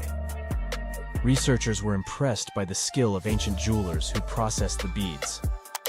Their craftsmanship is more impressive when you think that they didn't know the stellar origins of the material. The Great Pyramid of Giza also has a remarkable feature. An international research group investigated the electromagnetic response of the structure to radio waves. They found that the pyramid has the ability to concentrate electromagnetic energy inside it. This occurred inside its chambers as well as under the pyramid's base. It contains an underground, unfinished chamber. It seems that the electromagnetic response is connected with the properties of limestone, the Great Pyramid's main building material. The research results might have a practical application. The way solar cells and nanosensors function could be improved by this remarkable find. No man shall ever find my tomb. That's what, according to rumors, Cleopatra once said. Rumor has it really wasn't about the gender. She wanted no living soul to disturb her, and I think she meant that no human would ever discover the location of her grave. But, surprisingly, it was indeed a woman who was closer than anyone before to finally discovering the Queen's resting place. Meet Kathleen Martinez Berry, a criminal lawyer turned archaeologist. She got so intrigued with Cleopatra's story that she packed her bags and went to Egypt with no official support and even no permission from the authorities. All she had was pure determination to find the Queen's tomb. Now, you could say Kathleen had always been ahead of the game. She skipped grades in school, mastered piano, chess, swimming, and martial arts, and grew up listening to top intellectuals debating in her home. And she even got her law degree at just 19, and archaeology was her side passion. She had never actually been to Egypt, never dug up a single artifact. But her fascination with Cleopatra went all the way back to an argument with her father in 1990. That day, she walked into his library looking for a copy of Antony and Cleopatra by Shakespeare. Her dad, Fausto Martinez, a professor and legal expert, casually called Cleopatra a seductress. Kathleen wasn't having it. She fired back, arguing that history had been totally unfair to Cleopatra. The Romans, she said, wanted to destroy her reputation, and for centuries, people had just believed their version of the story. The debate went on for hours, and in the end, her father admitted maybe he had judged Cleopatra too harshly. That conversation changed everything for Kathleen.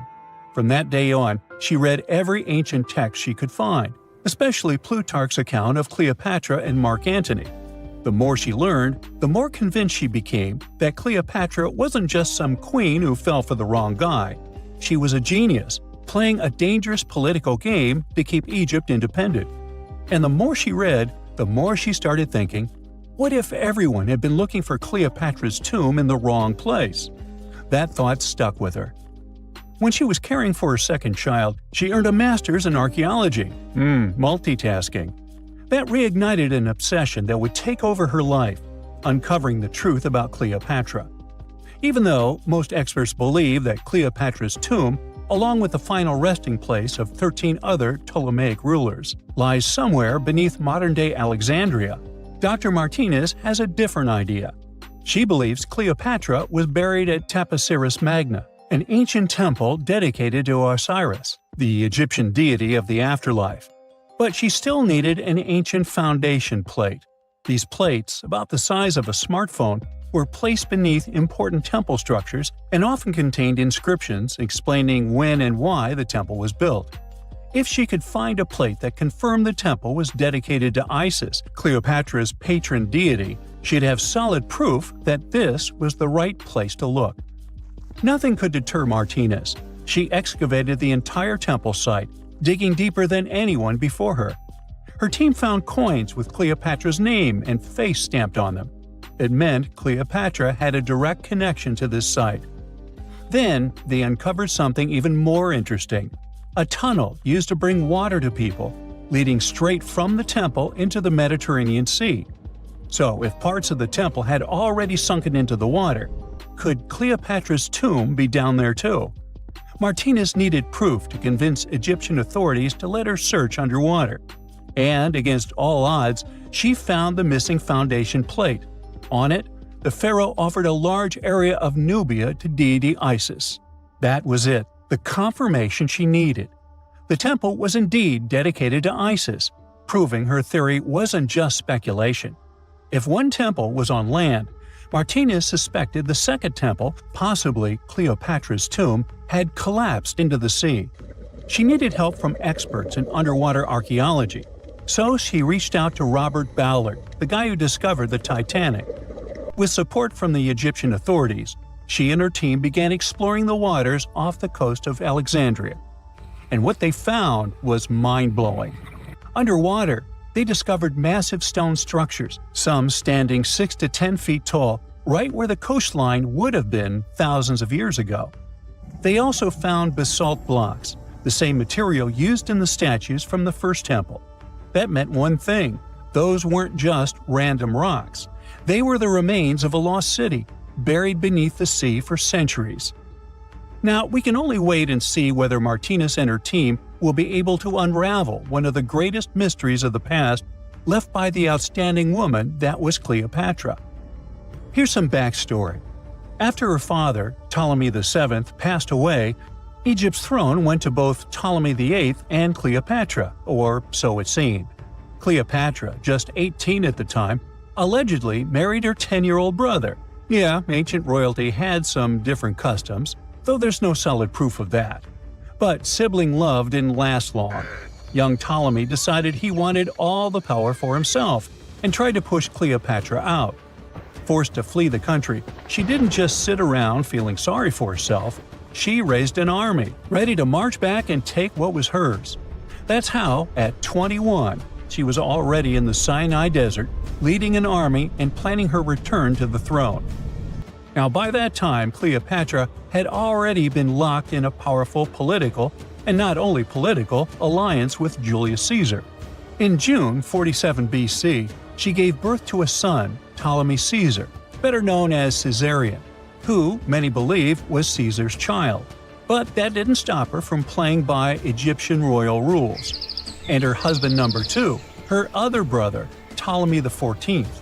Yep, despite her ongoing affair with Caesar, Cleopatra married yet another sibling, because, in her world, keeping the throne in the family was the name of the game. Now, marriage aside, Cleopatra's bond with Caesar stayed strong. She even traveled to Rome with Ptolemy XIV for a state visit. But instead of playing the role of a dutiful queen, she stayed in Caesar's private villa by the Tiber River. But after Julius Caesar lost his life in 44 BCE on the Ides of March, Cleopatra's political standing became shaky. To make matters worse, her brother-husband Ptolemy XIV passed away soon after, and some suspect Cleopatra had a hand in it, leaving her as the sole ruler of Egypt. Meanwhile, back in Rome, Mark Antony was rising to power as Caesar's presumed successor. Wanting to size up the Queen of Egypt, he summoned Cleopatra, and she did not disappoint. Sailing into town on a lavish barge dressed as a deity, Cleopatra made quite an entrance. Antony was instantly mesmerized, so much so that he left his third wife back in Rome and followed Cleopatra to Alexandria, where their relationship turned into a full-blown royal affair. The two had 3 children together. Together, they waged war against Caesar's adopted son, Octavian, in a battle for control of the Roman Empire.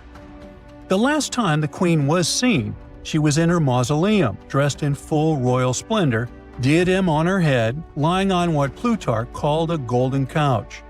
When Antony and Cleopatra lost at Actium, Octavian's forces marched into Alexandria. Cleopatra apparently knew the end was near, so she locked herself inside her mausoleum, surrounded by gold, silver, pearls, and priceless art. Those were the treasures she threatened to burn rather than let the Romans take them. Antony, meanwhile, wasn't going to let the Romans capture him alive. He wounded himself with his own sword, but before he passed away, he was carried to Cleopatra's side. She held him as he took his last breath in her arms. A little over a week later, Cleopatra made her own choice. Rather than face humiliation as Octavia's prisoner, she ended her life. Legend says it was the bite of a deadly asp, though history isn't quite clear on that. At the time, Cleopatra was only 39. Sounds like a rather full life to me. X-rays are a type of invisible radiation that can pass through our bodies and objects. They're very important in the field of medicine because they allow doctors to see inside our bodies without having to perform surgery. Now, let's dive into how X-rays work. They're a kind of electromagnetic radiation, just like light or radio waves. However, they have much higher energy than light, which makes them able to go through objects that light cannot. Imagine you have a powerful flashlight. If you try to shine it through a wall, the light won't go through because the wall is too thick. But these rays have enough energy to go through walls and even our bodies. The discovery of X-rays happened by accident in the late 19th century. A scientist was experimenting with cathode rays, which are a type of radiation. He was working in his lab and noticed that a nearby fluorescent screen started to glow, even though it was not directly exposed to the cathode rays. He realized that something invisible was causing the fluorescence, and he named it X-ray, because X is the mathematical symbol for something unknown. He continued experimenting with such rays and discovered that they could pass through many objects, like flesh and bones, but not through denser materials like metal. He also found that X-rays could create images on photographic plates, just like a camera takes pictures. The way this works is quite fascinating. Imagine you're standing in front of a bright light and you hold your hand in front of your face. Your hand blocks the light and you can't see through it. But if you place a sheet of tissue paper in front of your hand, some light will pass through, and you'll be able to see the outline of your hand. X-rays work in a similar way. When a doctor wants to take an X-ray of a part of your body, they will ask you to stand or lie down next to a machine. This device has a special plate that can capture the image. Let's say the doctor wants to further examine your arm. they will place the X-ray plate on one side of your arm and the machine on the other side. Then, the machine will produce a controlled burst of X-rays that pass through your arm. Remember how we talked about the tissue paper allowing some light to pass through?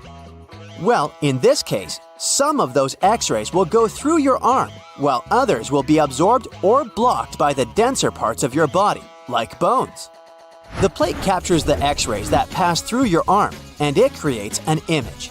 This image shows the bones and other structures inside your body, allowing the doctor to see if there are any problems or injuries. Now, you might be wondering why X-rays can pass through some things but not others. It has to do with the density and composition of the objects. Denser materials like bones absorb more X-rays, so they appear white in the image. So when you look at the result, you'll see your bones as white shapes. Other tissues like muscles and organs are less dense and allow some of those rays to pass through, so they appear as gray shadows.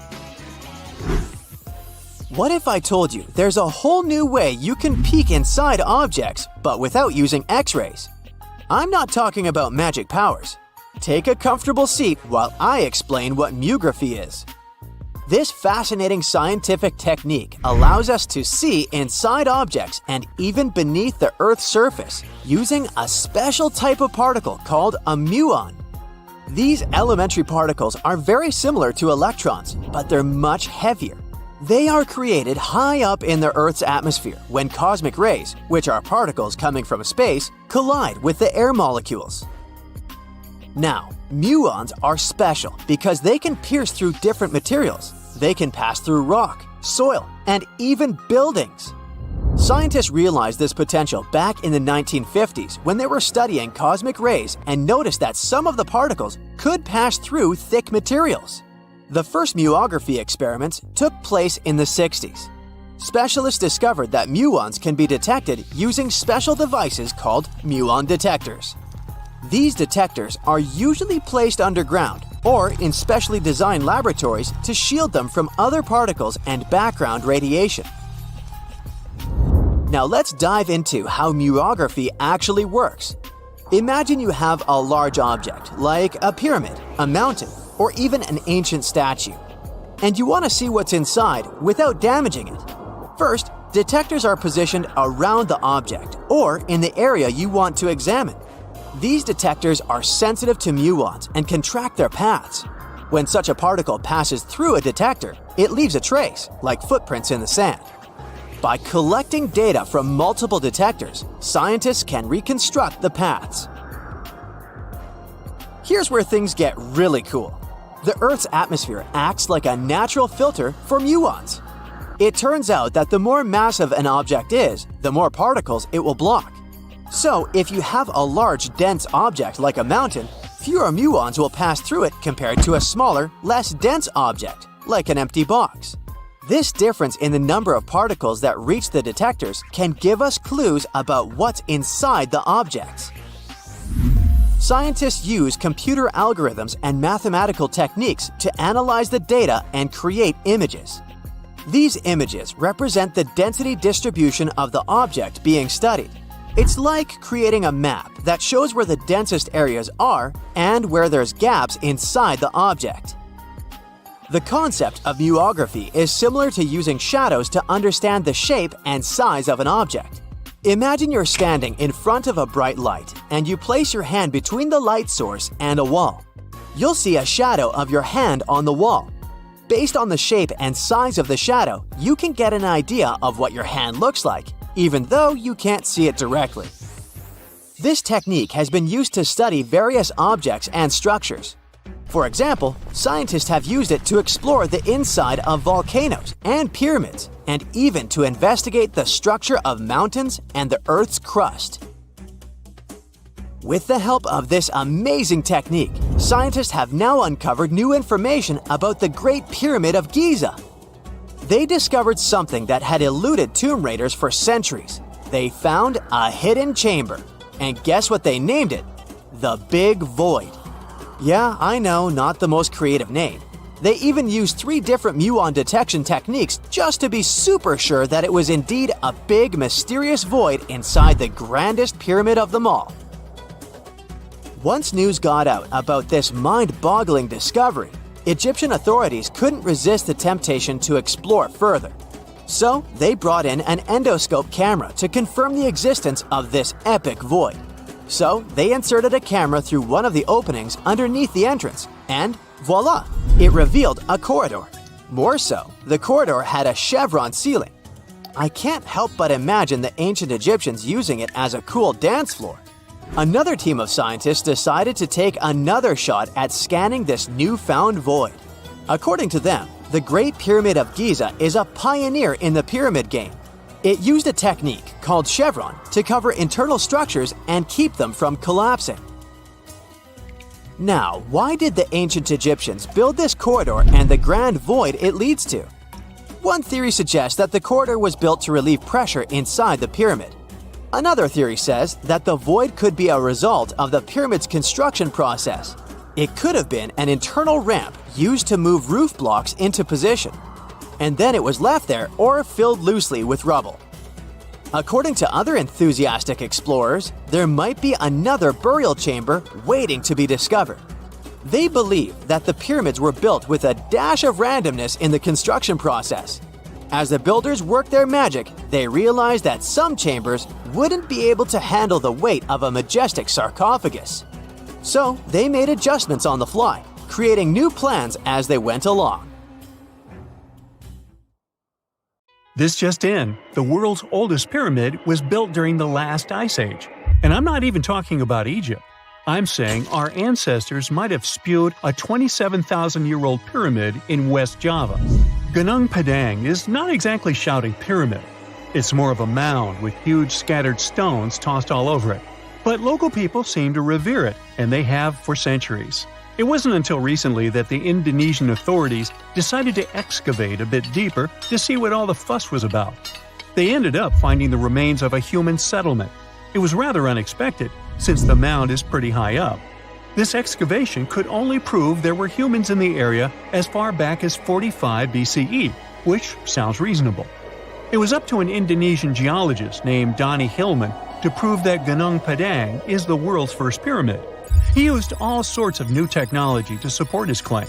Our guy used carbon dating, which digs deep into the earth and takes whole chunks of soil. He found layers and layers of constructions, like he was digging up Rome and finding ancient buildings buried in the ground. His research proved that there had been caverns and even rooms down there, which could only mean one thing: humans. As for the rocks located up in the mound, they were most likely strategically placed by the people who lived there back in the day. They needed a place to meditate, so they arranged things in a harmonious way. Their smooth surfaces wouldn't be the result of years of erosion, but the works of great sculptures, the Michelangelos of their day, let's say. If this is all for real, then human civilizations began way before we think they did. Our ancestors, the Paleolithic humans, didn't have what it took to be considered a civilization, especially not the tools and knowledge to build pyramids. They needed a lot of masonry skills, which weren't all that available during the last ice age. His peers don't share this view, though.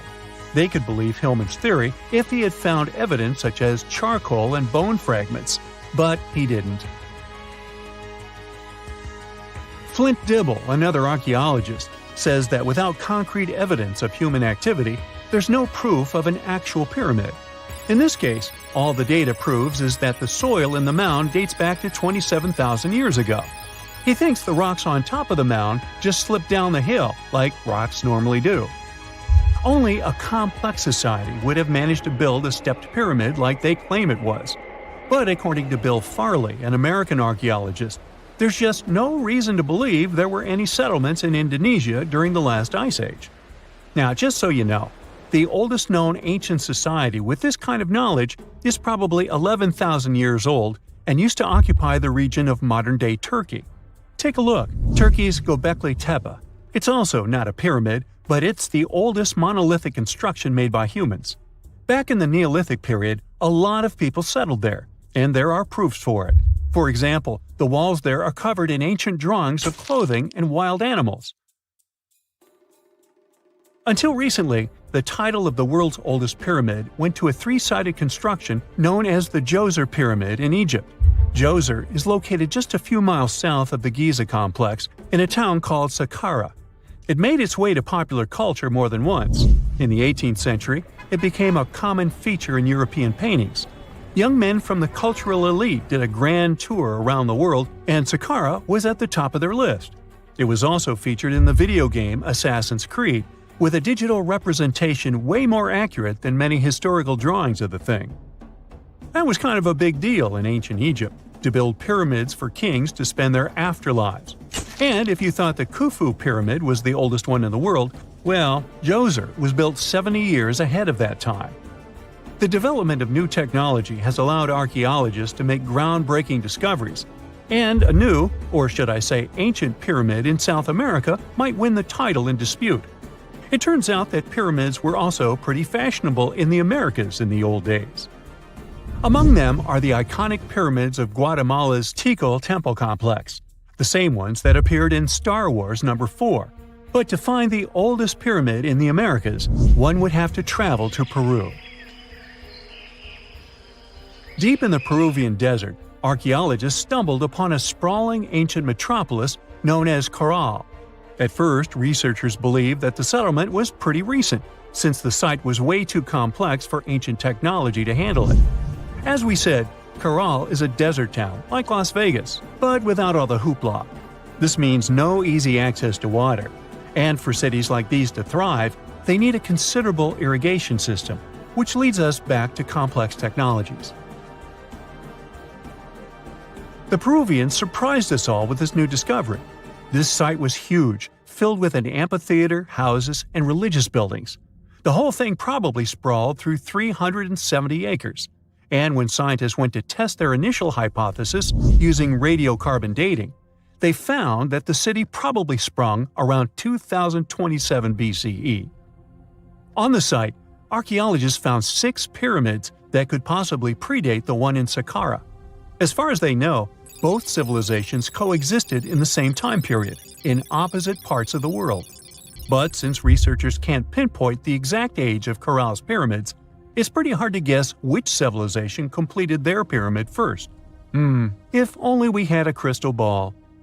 Now, it just so happens that the shape of a pyramid is something that nature is able to produce all on its own, leaving us modern-day humans a bit confused. A classic example is the Japanese side of Yaonagani, which also goes by the name of Japan's Atlantis. The entire monument is about the size of 5 football fields and the height of a 5-story building. Explorers and scientists believe that Yaonagani dates back to 10,000 years ago. For Japan's top marine geologist, Professor Masaki Kimura, Yaonagani is the heritage of a lost civilization. Kimura has dived into exploring the ruins over 100 times over the past 10 years. To him, there are clear signs of human activity down there. Check out this triangular-shaped pool on the monument's surface. Kimura thinks it's actual proof of humans, because this triangle-shaped concave is a historical symbol of water fountains in the region. As it happens with a lot of these cases, not all scientists are convinced the same. For many, Yaonagani is probably the result of thousands of years of erosion, and the fact that the monument is composed of one massive rock leads them to believe it is not really human-made.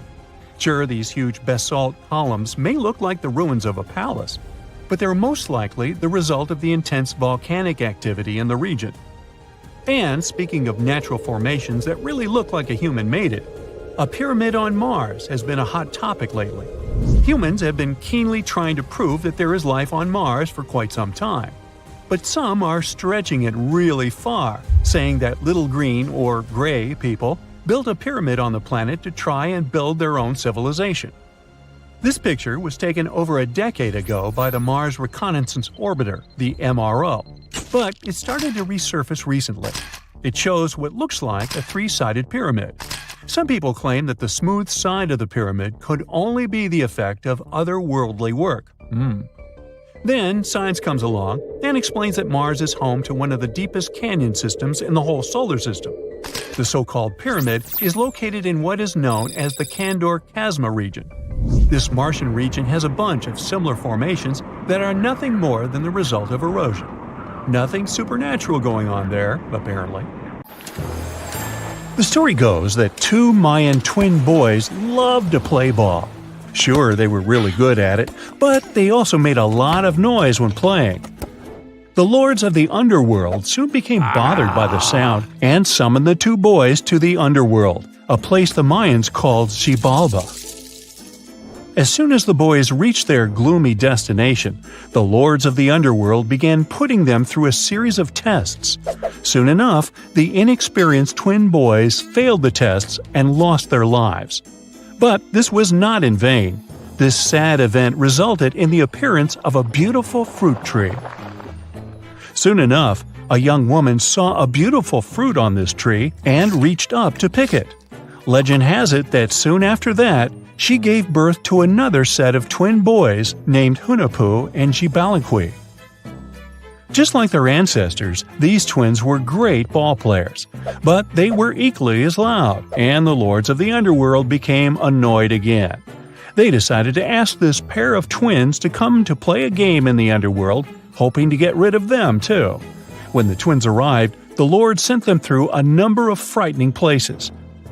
The first one was the House of Gloom, which was very dark. They then passed through the House of Knives, where they had to avoid getting injured. The twins then built a fire in the House of Cold, so that they didn't freeze, and ran through the House of Jaguars, where they tricked the animals into not eating them. Finally, they entered the House of Bats, where they seemed to have lost their luck. One of the bats managed to run off with Hunahpu's head. The lords then challenged the twins to play ball with them, but the boys were clearly at a disadvantage. Xibalba placed a turtle on Hunahpu's shoulders to make up for his lost head, and they began playing. As the lords became distracted by an animal near the court, Xibalba stole his brother's head and placed it back in its place. Much to the annoyance of the lords, the twins were now able to tie the game. Hunahpu and Xibalba continued to perform a series of tricks for the lords of the underworld. One of them involved Xibalba injuring Hunahpu and then bringing him back to life. The lords were so impressed by the twins' performance that they asked them to do the same trick on them. Of course, the twins agreed, but after performing their trick on some of the lords, they refused to revive them.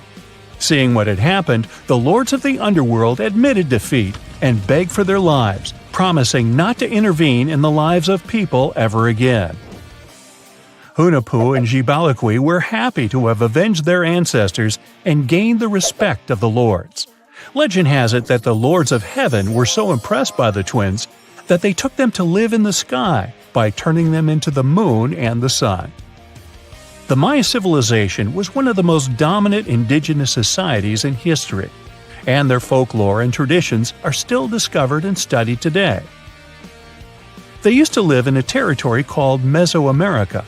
It was made up of modern-day Mexico and parts of Central America like Guatemala, Belize, Honduras, Yucatan Peninsula, and El Salvador. They lived from 1800 to 900 BCE and up to 900 to 1500 CE. Apart from their impressive legends, the Maya were very skilled inventors. They're known for their calendars, writing systems, farming methods, and sports. Their writing, for example, was found preserved on buildings and stone monuments, as well as in rare books and pottery. It's a system made out of more than 800 hieroglyphics in various combinations. Each of those signs was said to represent a syllable. Their writing system was deciphered by accident by Tatiana Proskorakov, an American woman who initially studied to be an architect. Since she didn't find a job in her field, she eventually became a Mayanist in her own right, despite not being academically trained. She was the first to notice that the Mayan upended frog glyph meant birth, and that their toothache glyph meant the date when the king ascended to the throne. It made it easier for scientists to pinpoint birthdays, as well as the names of the rulers of a specific Mayan dynasty.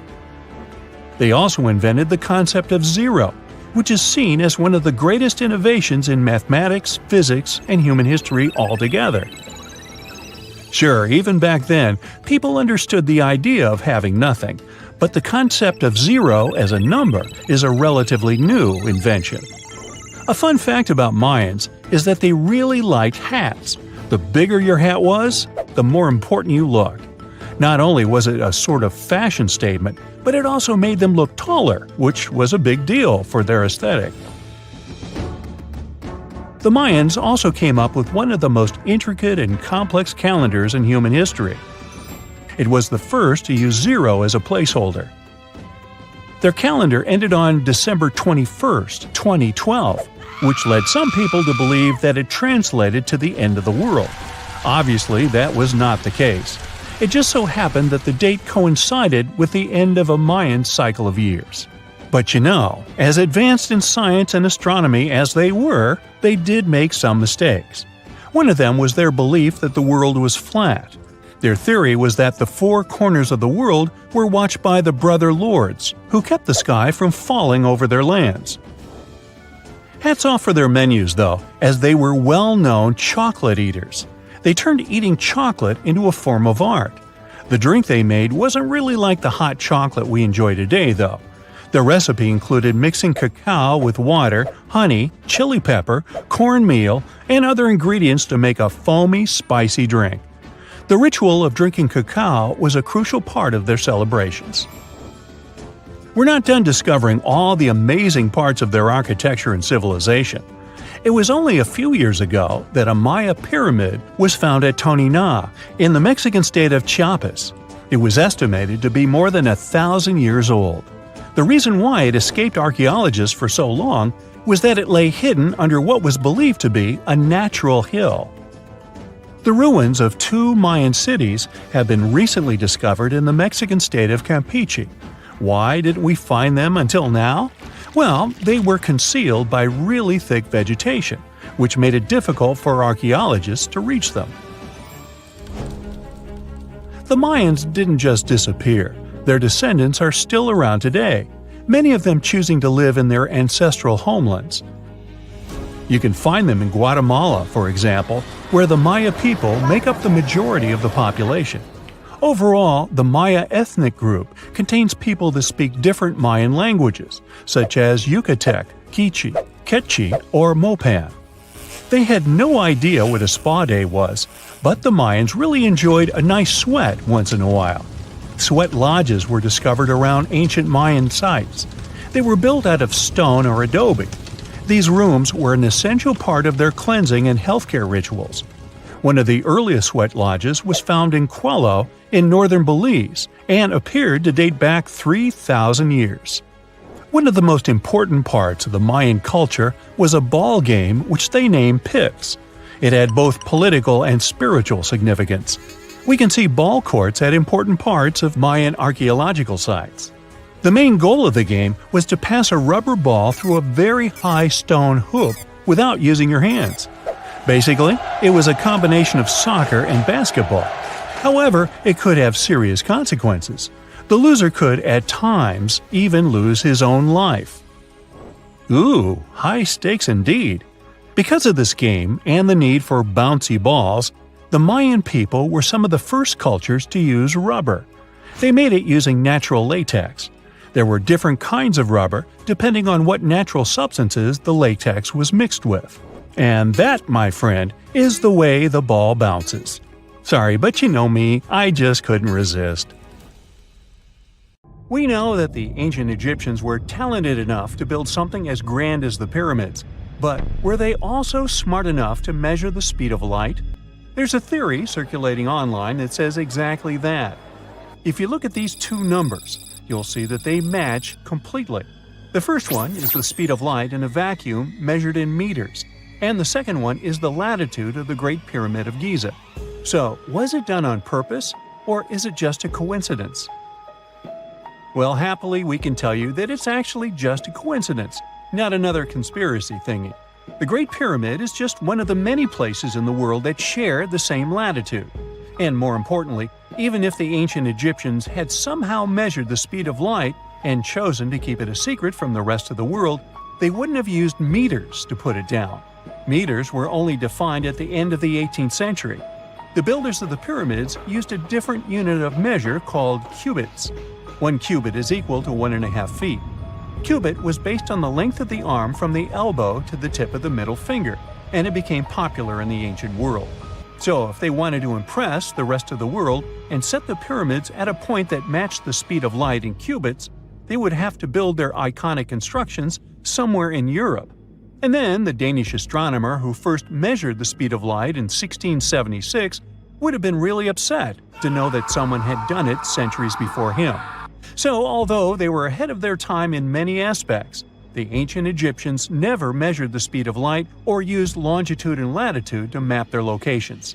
The base of the Great Pyramid of Giza might seem like a perfect square, but it's actually an 8-sided structure, not 4-sided. Each of its 4 sides has a subtle concave indentation that splits it evenly from base to tip. The official version is that a British pilot was the first to notice it in 1940 while flying over the pyramid. He took a photograph that showed shadows highlighting these indentations. Some people think these lines are only visible from above and can best be seen at dawn and dusk during the spring and autumn equinoxes. This has led to a freaky theory that the ancient Egyptians might have designed the pyramids to communicate with something looking at them from above. Now, the Great Pyramid is one of only 3 pyramids that used to have a swivel door. It weighed around 20 tons, but they could still easily open it from the inside. Its precise fit made it nearly invisible from the outside, with no visible latch or handle. There were only slight variations in the exterior stone that gave out an opening. The other 2 pyramids with similar doors belonged to Khufu's father and grandfather. The Great Pyramid also has a hidden void at least 100 feet long that was only found in 2017. We still don't know what lies within the space, what purpose it served, or if it is the only space of its kind. Researchers use the same tech to see through cathedral walls, Mayan pyramids, and even volcanoes. It depends on a natural shower of subatomic particles called muons. They pass more easily through empty space than through solid materials. So if they arrange multiple muon detectors around a structure, scientists can map out its solid and empty areas. A team of scientists placed muon detectors inside the Great Pyramid and allowed them to gather data for months. Scientists have analyzed samples of the mortar used to build the pyramids many times. Although we know its composition, modern technology still can't replicate it. The mortar is mostly made from processed gypsum, but it wasn't used like the cement we use for bricks today. Instead, they used it to support the joints between the massive stones as they were set in place. The estimated amount they needed to construct the Great Pyramid was around 500,000 tons of mortar. The gypsum mortar is stronger than the stones themselves and has held up for thousands of years. Now, all 4 sides of the Great Pyramid are aligned with the cardinal points – north, south, east, and west. According to geologist and engineer Glenn Dash, the alignment is accurate to within 4 minutes of arc, or 1/15th of a degree. The architects managed to achieve this without modern tools like drones, blueprints, or computers. Many researchers try to explain this construction miracle. Maybe they used the pole star or the sun's shadow. Dash recently proposed a new, simpler idea. The Egyptians might have used the autumnal equinox to align the pyramids. It happens twice a year when the Earth's equator passes through the center of the sun's disk, making day and night nearly equal in length. To test his theory, Dash conducted an experiment on the 22nd of September 2016, the first day of the fall equinox. He used a special rod the Egyptians had to cast a shadow and tracked its tip at regular intervals, forming a smooth curve. By connecting 2 points of the curve with a taut string, he created an almost perfect east-west line. Dash noted that on the equinox, the shadow's tip runs in a straight line, nearly perfectly east-west, and with a slight counterclockwise error. There's a similar error in the pyramids.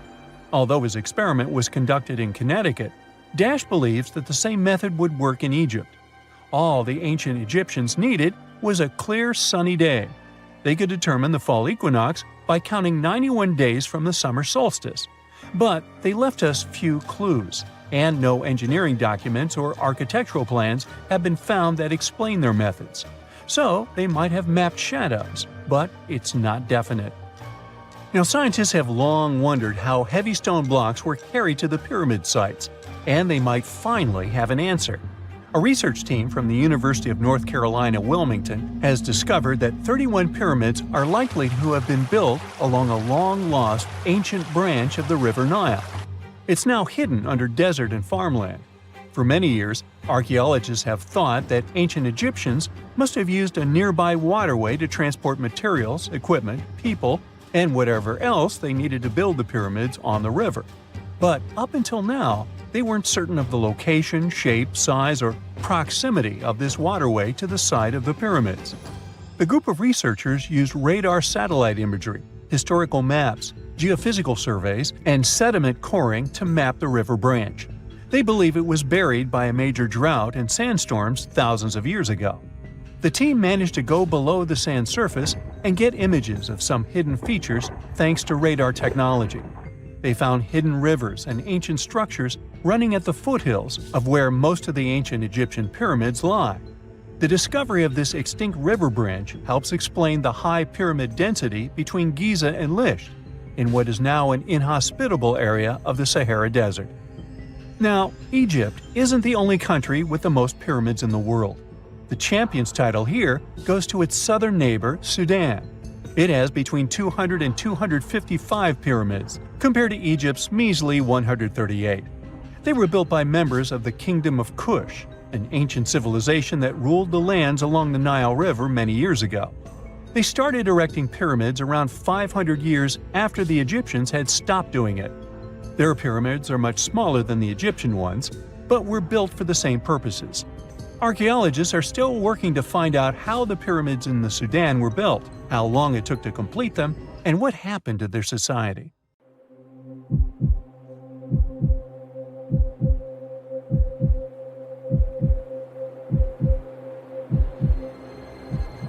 Leave it to people wandering on Google Earth to stumble upon the world's newest and weirdest places ever. Like this mysterious pyramid discovered in Antarctica.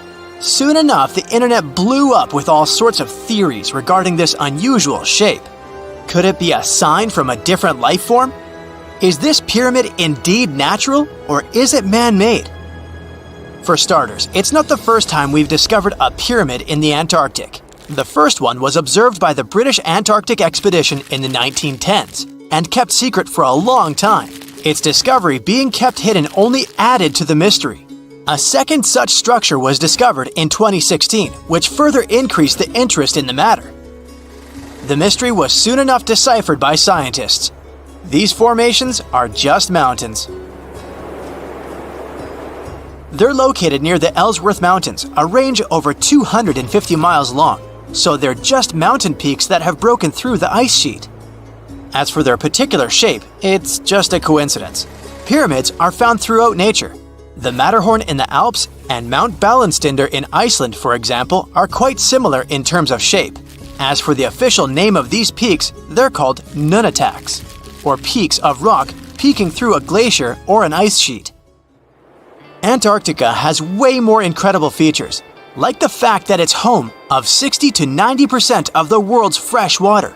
That's because its ice sheet is the biggest on our planet, stretching across 5.4 million square miles. I'll spare you the calculations, but that leaves only 1% of the continent ice-free.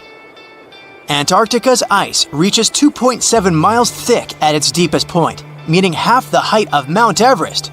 Should it ever melt completely, our sea levels would rise to roughly 200 feet. It wasn't always this cold, though. At some point in our planet's history, Antarctica had some average temperatures as the city of Melbourne has today. It took a lot of research, but scientists figured out that Antarctica's temperatures could have reached up to 62.6 degrees Fahrenheit. Sure, that was 40 to 50 million years ago, but if you think about it, it was at the same time when dinosaurs roamed our Earth. Time is also different on this icy continent. All the lines of longitude that help us calculate different time zones merge into a single point at the South Pole. Here, there are 6 months of daylight in the summer, followed by 6 months of complete darkness during the colder season. So, scientists working here stay, on average, in the same time zone they've come from.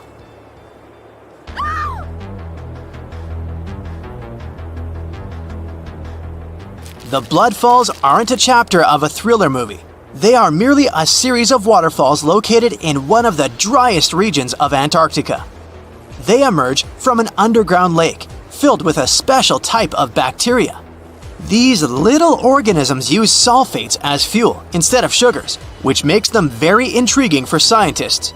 The water contained in this lake is so full of iron that it basically just rusts when it meets air. So, the reddish color of the waterfall also gives it its trademark name. The megalodon was the largest predator ever known in our planet's history. In terms of its location, the megalodon lived practically in all waters on our globe, except near the poles. The reason why there are no megalodon teeth found in Antarctica is probably because the gigantic creature was adapted to only warm tropical and subtropical waters. If you plan to visit Antarctica by boat someday, just know you might not get there on a non-metallic boat. The hull of your transportation device must be made of either steel or aluminum to withstand the harsh weather conditions here. Antarctica isn't home to a lot of bugs. In fact, there is only one true species of insect that calls this place home. It's a wingless midge called Belgica antarctica. This fly is so tiny that it only reaches 0.08 to 0.23 inches long, but it's still the Antarctic's largest terrestrial animal. A lot of Antarctic fish also come with an antifreeze substance in their blood. They don't necessarily need it for protection against the cold temperature, but mostly against touching ice. These antifreezes are made up of large glycoprotein molecules. They surround any small ice crystals that may form, making sure they don't spread through the animal's tissues, which could cause a lot of damage. They also create a sort of small pillow blocking the sharp ice crystals, so they're less likely to cause any pain. It also doesn't rain a lot here on this icy continent, but one amazing meteorological quirk of Antarctica is that it's full of diamond dust. This dust is basically small ice crystals that pop out of humid air close to the Earth's surface. Think of it like an icy fog. As they flow through the air and get touched by sunlight, they begin to sparkle, making visitors here feel like they're surrounded by diamonds. It's probably the last place you'd want to go into labor, but in 1978, the first person was born here ever. Emil Marco Palma was its name, and ever since, 10 other people have been born here in Antarctica. There's a lake on this icy continent that is so full of salt, it makes it impossible for it to freeze over, even if temperatures can go as low as 5 degrees Fahrenheit. That's because pure water freezes at 32 degrees Fahrenheit. Water that has salt in it, or any other substance for that matter, will freeze, but at a way lower temperature.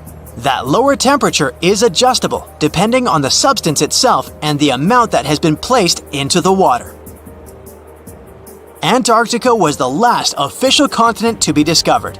It remained completely unseen until the 1820s. But it took another 20 years to confirm it was actually a continent and not just a group of icy islands. Just because it's really cold here doesn't mean you can't go on a date here. One December night, an American scientist that was posted in Antarctica logged into a dating app simply out of curiosity. He was certain no other profiles would show up, but to his surprise, he found someone soon enough. Another researcher who was stationed just 45 minutes away, by helicopter of course. They eventually got together and went on the first date in Antarctica ever recorded. Apart from ice, this continent has something else way more abundantly than any other piece of land on Earth: meteorites. If we look at the research done by scientists, meteorites have equal chances of reaching any place on our planet. However, once they go through our atmosphere, the situation is a bit more complex. That's because different climates on our planet, like the humid ones found near the jungle, have a lot of moisture and oxygen, which will corrode most meteorites. The climate in Antarctica is really dry, so the possibility of meteorites corroding is little to none. More so, it's way easier to spot these rocks on the icy white surface of this area than in any other place on Earth. If you're not scared of the cold, you'll surely freak out when you hear about the winds here. That's because Antarctica is for the most part the windiest place on Earth. Wind speeds have been reported here to reach even 200 miles per hour. In July 1990, 4 Czech guys decided to go on an adventure to find the Mongolian death worm, a creature that might have inspired the monster you've seen in the movie Doom. They say it lives somewhere deep in the Gobi Desert, so they flew to Mongolia, hopped into an ATV, and hired some local guides to help them. All that to meet a creature that is up to 6 feet long, can spit acid that could melt anything, and is capable of shooting electricity at those it doesn't like. Legend says that these friendly guys spend most of their days hiding underneath the sandy dunes, but they'd like to come out during the wetter months of June and July. So the timing for a spotting was simply perfect. But the crew needed to figure out how to lure the creature. Sadly for them, no one knew what the giant worm liked to eat. So they built a thumper, which is a machine that made rhythmic pounding noises. They were hoping it would call the worm out of the ground. For 2 months, they searched the vast desert, crossing dunes and rocky plains, looking for any sign of the creature. But alas, it didn't really work out. Ivan McCurley, who was the leader of the 1990 expedition, came back to Gobi Desert again. He once tried to attract the megaworm with blasts, and the second time he used a small airplane to scout the dunes. Over the years, groups from America, Britain, and New Zealand organized big expeditions to the Gobi Desert to try and find the creature. Many others came from all around the world on their own and found nothing. The people in the West first found out about the megaworm of the Gobi Desert thanks to an American paleontologist, Roy Chapman Andrews. This brave man was probably the inspiration for Indiana Jones. In 1926, he wrote about the creature in his book. At a meeting with Mongolian leaders, Andrews heard detailed descriptions of the creature, even though none of them had ever seen it themselves. One of them described it as looking like a sausage, about 2 feet long, with no head or legs. According to him, the worm was so venomous that just touching it could instantly take your life, and it lived in the loneliest parts of the Gobi Desert. Andrews didn't think the creature was real, but he shared these stories again in another book.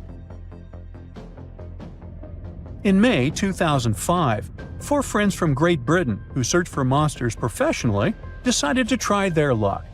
They made drawings of the worm and hired local people to hand out flyers all over the Gobi Desert. These flyers offered a reward to anyone who could give information about the worm or even bring them a specimen. They thought loud sounds that other explorers tried would scare the beast away. Some told them it likes damp conditions, so they came up with a plan to block streams of water to create wet areas that would lure the worm out. Their plan didn't work because it was too hard to build dams in the desert. They ended up using small traps, but didn't find any actual proof that the worm existed. But they did meet locals who shared interesting stories about strange creatures they had seen over 70 years. Over the years, stories of the monster spread around the world. In some of them, it's only 1 foot long. In others, it's as large as a human. It's white-gray or scaly and brown, or maybe fleshy and bright red. Someone said it resembled a snake, or maybe a caterpillar, or maybe it has wings and can fly. And some believe it could be a supernatural evil being without a body. Maybe the stories are so different, and the search operations are so fruitless, because the creature doesn't even exist. Or it could be one of many cryptids. Those creatures like Bigfoot, Yeti, the Loch Ness Monster, their existence has yet to be proven. In 1983, one scientist who was visiting the region heard that an old man had managed to catch the mysterious worm. He also learned there was a nest nearby. The scientist bravely approached the hole in the sand and put his hand inside. A giant creature dragged him in, and he was never seen again. Just kidding. He actually found a Tartar sand boa inside. It's a chunky, burrowing, non-venomous snake that has small eyes and gray-brown scales. He showed it to the locals to verify if it was the monster, and supposedly all of them said yes. Most Mongolians who know about the worm still believe it's real. Now, even though people call our supposed monster a worm, it's just what it sounds like in the English translation. Many Mongol cultures have used this word for centuries to refer to any animals they thought to be really dangerous, especially snakes, even non-venomous ones. So, it doesn't have to be a literal worm after all. Worms are soft and squishy, but a creature living in the harsh Gobi Desert would need to be tougher, more like a snake or a type of lizard without legs. Neither of these creatures can shoot electricity or spit acid like they say the death worm does. But some snakes, like cobras, can spit venom that's dangerous for people. If it were real, the creature would have a backbone, and explorers searching for it would likely find some bones or evidence left behind. And there are actually fossil remains all over the Gobi Desert. Scientists found representatives of over 80 dino groups here over the last almost 100 years. It all started with the world's first dinosaur egg nests. This discovery changed all the scientists knew about dinos. It was the first proof they laid eggs. In the following 2 years, the same expedition team unearthed over 100 dinosaurs and took them to the American Museum of Natural History, where you can still see them today. Some of them were swimming around in the Cretaceous Sea that used to be here about 71 million years ago. They resembled modern birds. The mystery of the megaworm is still unsolved, but there used to be another mystery scientists finally managed to explain. Back in the 13th century, a famous traveler, Marco Polo, not the guy from the swimming pool game, crossed the Gobi Desert. He thought he could hear mysterious noises, like the sounds of musical instruments such as drums. He wrote about it in his book and believed he might be hearing the voices of restless spirits.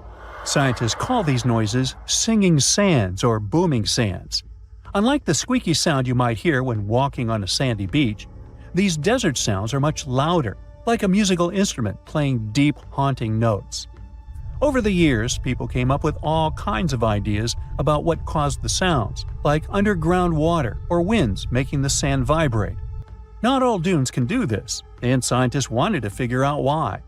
Sometimes the winds might cause a small avalanche on the side of a dune, and then you can hear the magical sound start. But this is rare. So, to study it, scientists had to help the dunes sing. They climbed to the top of a dune and slid down on their backs, using their hands and feet to push sand down. As the sand tumbled, the sound started softly and got louder. They could even feel the vibrations with their hands. So they found out that for a dune to sing, a few special things need to happen. The grains of sand must be the right shape. The dune has to be big, and the sand must be very dry, so no singing after it rains. Inside the dune, there's a hard layer of packed sand that acts like a giant speaker. This layer bounces the sound waves back and forth, makes the noise louder and louder, and creates a haunting melody that can fill the desert air. In other words, the dunes can play tunes. Yeah, sorry, I couldn't help myself with that one. A ship filled with gold and other treasures worth over $13 million was found in the middle of the Namibian desert after almost 500 years. The worker who found it was actually looking for diamonds, but ended up with something way more valuable for history. There were some blocks of copper, some wood, pipes, and elephant tusks. The miners called for an archaeologist, who soon realized it wasn't a disturbed beach like they thought, but a shipwreck. All evidence showed that it was a Portuguese trading vessel, Bom Jesus, that went missing in the 16th century. Experts believe it was a special kind of ship that was bigger, stronger, and better than older ships from Portugal and Spain. These ships were built to take Portuguese explorers on long trips to distant places like India, China, and Japan, and come back with tons of cargo. The Bom Jesus was likely carrying treasures from Lisbon, Portugal, to Western India. But it looks like on its way around the southern tip of Africa, near Namibia, a big storm pushed the ship too close to the shore. The ship hit a rock, tipped over, and broke apart, sinking into the ocean. Archaeologists found treasure from the captain's chest under the water, which probably fell out when the ship's wooden hull broke. They also found pieces of the ship scattered along the shore, likely from the violent storm and later by construction in the area. The storm must have been very fierce, but they didn't find many bones, which means most of the crew may have survived or were lost at sea. The ship was split into 3 sections and incredibly well preserved, thanks to the thick layers of sand that covered it and prevented rot. Archaeologists who studied the wreck discovered over 40 tons of cargo.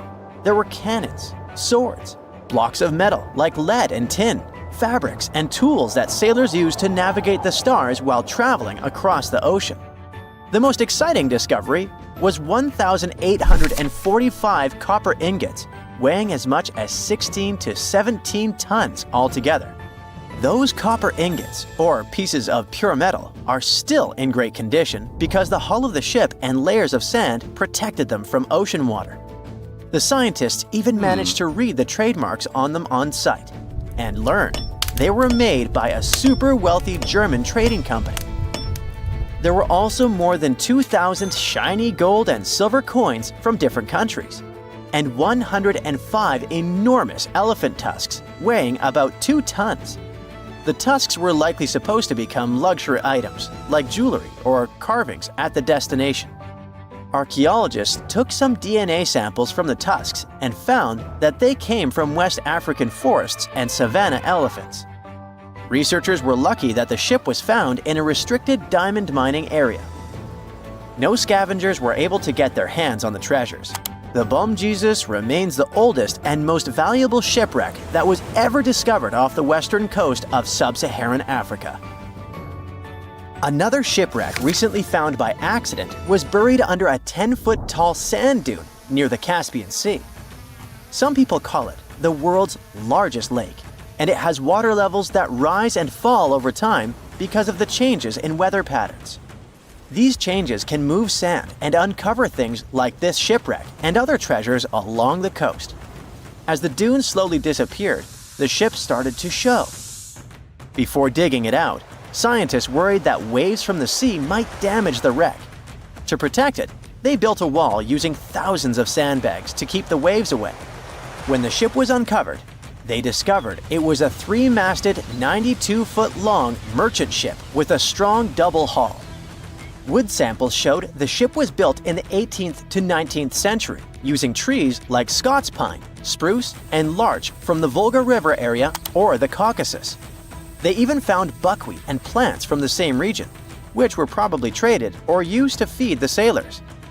It proves that the ship was part of a group of merchant ships that once sailed the Caspian Sea. An amateur fisherman who was 20 feet under the sea off the coast of Turkey noticed some huge metal remains.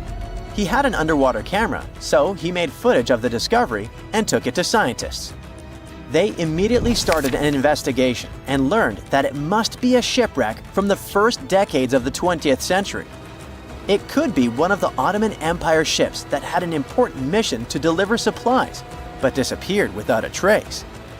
Scientists got permission to study this Black Sea wreck in detail to learn more about its mysteries. They're hoping to find its shipyard documents to find some answers, as the ship itself is in terrible condition and is tricky to work with. Robot submersibles that belong to an oil and gas company noticed hundreds of intact ancient storage jars sitting on the seabed in the eastern Mediterranean. Experts think those jars are 3,300 years old. This makes the find the oldest shipwreck from the deep sea. The jugs were probably used to store oil or other agricultural products like fruit. This proves that the people who made them organized maritime trade and had incredible navigational skills. It looks like the ancient mariners managed to traverse the Mediterranean Sea without a line of sight to any coast. All they could see was the horizon, so they must have used the sun and other stars to find their way. Off the coast of Sicily, under 20 feet of sand and rock, archaeologists found a shipwreck so old that they aren't even sure what materials were used to build it. They think the ship is from the 5th or 6th century BCE, which means it's over 2,500 years old. This ancient ship wasn't alone. Researchers also found 2 iron anchors shaped like an upside-down T from around the 7th century of the Common Era, and 4 stone anchors from prehistoric times nearby. One of the stone anchors was broken and may have had wooden pieces attached to help it hold on to the seafloor. They figured out that the ship itself was built using the on-shell technique.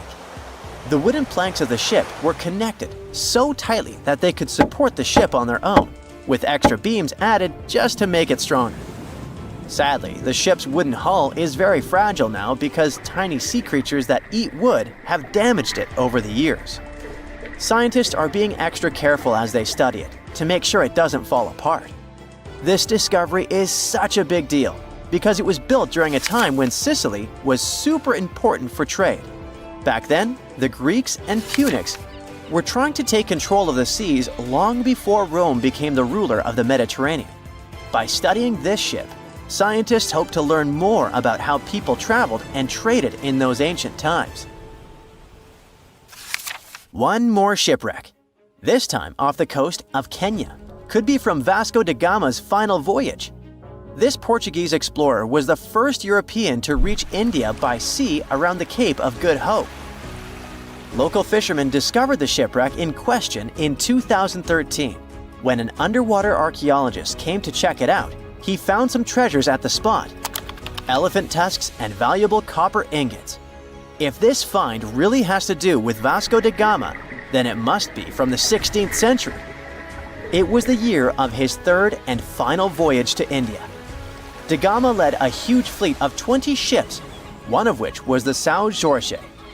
Most of the ship is hidden under layers of coral, and a whole team of scientists are carefully digging trenches to find parts of the ship's wooden frame and hull.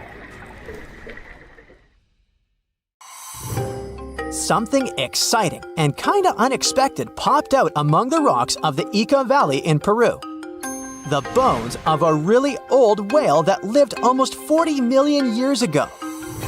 At first, no one was really impressed because the bones they found were big and weirdly shaped, so people just thought they were looking at giant boulders. I mean, that's cool too, but things got way better when they realized those were the remains of a very large ancient animal that roamed along the coast of ancient Peru. Plus, it was probably the heaviest creature that ever lived. Sorry, blue whale, I know you worked hard to get to the top.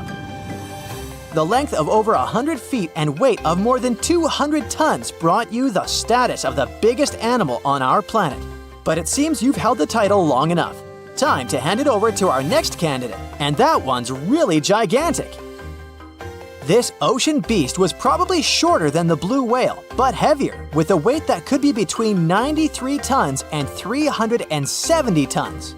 If it's closer to the higher number, it'll make Paracetus the biggest animal ever known to have lived on Earth. And it seems its weight was the result of having extremely thick, dense bones. You can see such bones today in manatees or some other early whales. Dense bones are a great tool for such marine mammals. This feature makes them heavy and allows them to stay submerged most of the time. But at the same time, if their body was too heavy, they would end up sinking all the time, and they would waste too much energy to move back up to the surface. So, to avoid sinking, marine mammals need to have enough lighter tissues, like muscles and fat, to help them float in the water without using too much energy. Now, scientists didn't have the whole skeleton, which makes it hard to tell how big the animal was. But they used the ratio of the heavy bones to the lighter tissues in other marine mammals to estimate the overall weight of this giant ancient whale. Experts found these fossils about 13 years ago and spent the next decade freeing the whale from the rock. Its anatomy and age showed this whale was a cousin of Basilosaurus, a whale that had a long snout full of sharp teeth, and a sleek body similar to that of an eel. Even if Paracetus wasn't bigger than the blue whale, it was still a giant that ruled the ocean depths. Unlike modern whales, there's a possibility that this ancient fellow was a predator that liked to go after bigger prey. And this also changes how we see the history of whales. Scientists used to think these magnificent creatures became really big about 5 million years ago when they started eating lots of small creatures. But here's the proof that giant whales existed even before that. But it's still unclear how this whale managed to find enough food to sustain its enormous body. Plus, it's still hard to tell what exactly this ancient creature had on its menu. It was pretty large and not such a fast swimmer, so it's possible it searched for food in shallow waters. Then it probably ate crustaceans, clams, or some other small animals hiding in the sand. One theory says it was a scavenger, which basically means it munched on remains of everything that would come its way. It's not so unusual to find marine animals in deserts. Many of these regions used to be covered with water anyway. The Sahara in Africa is a perfect example. About 50 to 100 million years ago, this was not a dry desert, but a shallow saltwater body called the Trans-Saharan Seaway. The land is not wet there anymore, of course, but people who lived in that area knew about it because they used to find old shells across the desert. The sea was about 164 feet deep. That sounds enough for a nice swim. Some would say this area looked like modern Puerto Rico, with lots of sun and shallow water. Mangrove forests were a common thing as well as seafloors covered with mollusks, like snails and clams. The marine sediment that was left behind after the sea had dried up is full of different fossils. And the animal that lived in that ancient underwater world didn't look friendly. Plus, they were much bigger than their relatives from modern times, so a regular-sized human would end up as a snack, not even a whole meal. Normally, when animals live on small islands, they can become much bigger than their relatives from the mainland. This is something we call island gigantism, and it happens because there are more resources or fewer predators on islands. Maybe the same thing happened in the Trans-Saharan Seaway. Even though it wasn't an actual island, the water moved in and out, which created little pockets of water. And specific conditions in these pockets might have helped animals grow bigger. So we're talking about giant sea snakes, catfish, and fish that no longer exist today. One had incredibly strong jaws, and the animal used them to eat hard things and even crush shells. Their teeth showed they were fierce predators other animals had every reason to be afraid of. They went through some changes when it came to diet, similar to some types of piranhas. And the competition to get to the top of the food chain wasn't a joke. Not when there were also such large predators as sharks, crocodiles, and ancient relatives of elephants. Sahara went through different phases. If you could use a time machine and take a peek at Earth's largest hot desert as it was about 6,000 years ago, you wouldn't have to struggle with sand and heat. You'd have a nice walk through a green and pretty lush place. In the past, people who lived in that area didn't leave drawings on cave walls that showed camels, sand dunes, and scorpions. All those things you'd see in today's Sahara. Instead, they drew crocodiles. That's additional evidence that the Sahara used to have a lot of water and plants enough to support these big yet scary animals. Around 3 billion years ago, Earth might have been mostly covered with water. Today, it's about 71% of its surface, but it seems that our planet used to be a giant ocean world with no continents at all, just some scattered islands. Scientists studied special rocks in Western Australia that formed in a place deep under the ocean called a hydrothermal vent system. To explain this better, it's important to mention two common oxygen types, O16 and O18. O18 is heavier because it has extra neutrons. O16 evaporates from water more easily, and as researchers studied an old ocean floor, they found a lot of O18, more than in today's oceans. This way, they realized ancient Earth had less dry land than Earth today. Australia is a good spot to conduct these studies because a long time ago, it also used to be a beautiful place with large animals and lush rainforests. But as time went by, the land became drier and Australia had more deserts formed, such as the Great Victoria Desert. Rainforest remained only on the edges of the continent. What happens with deserts across the globe is called desertification. That's when land that used to be good for growing things turns into a desert or something similar. Our planet changes over time, together with its climate. But desertification also happens because of human activities, like mining, farming, and building cities. And when land turns into a desert, it's a problem because it can't support people and animals anymore. Food doesn't grow there. There's not enough clean water, and animals lose their homes. To help with this problem, there's a plan many countries agreed to. They decided to work with farmers to take care of the land, fix damaged areas, and manage water better. All in all, to make our planet a better place for life. Ah, Phoenix. This sizzling gem in the Sonoran Desert isn't just another American city. It's more like a giant oven where you can throw a party, as long as you don't forget the ice. Seriously, if you find yourself here in the summer, brace yourself for some serious heat.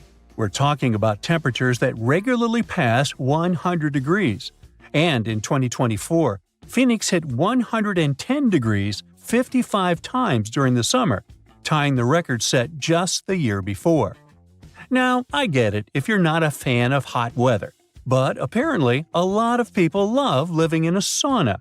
Phoenix ranks as the 5th largest city in the United States, and it is the capital and most populous city in Arizona, with 1.7 million residents as of 2024. And if we're talking about the metropolitan area, also known as the Valley of the Sun, the population is almost 5 million.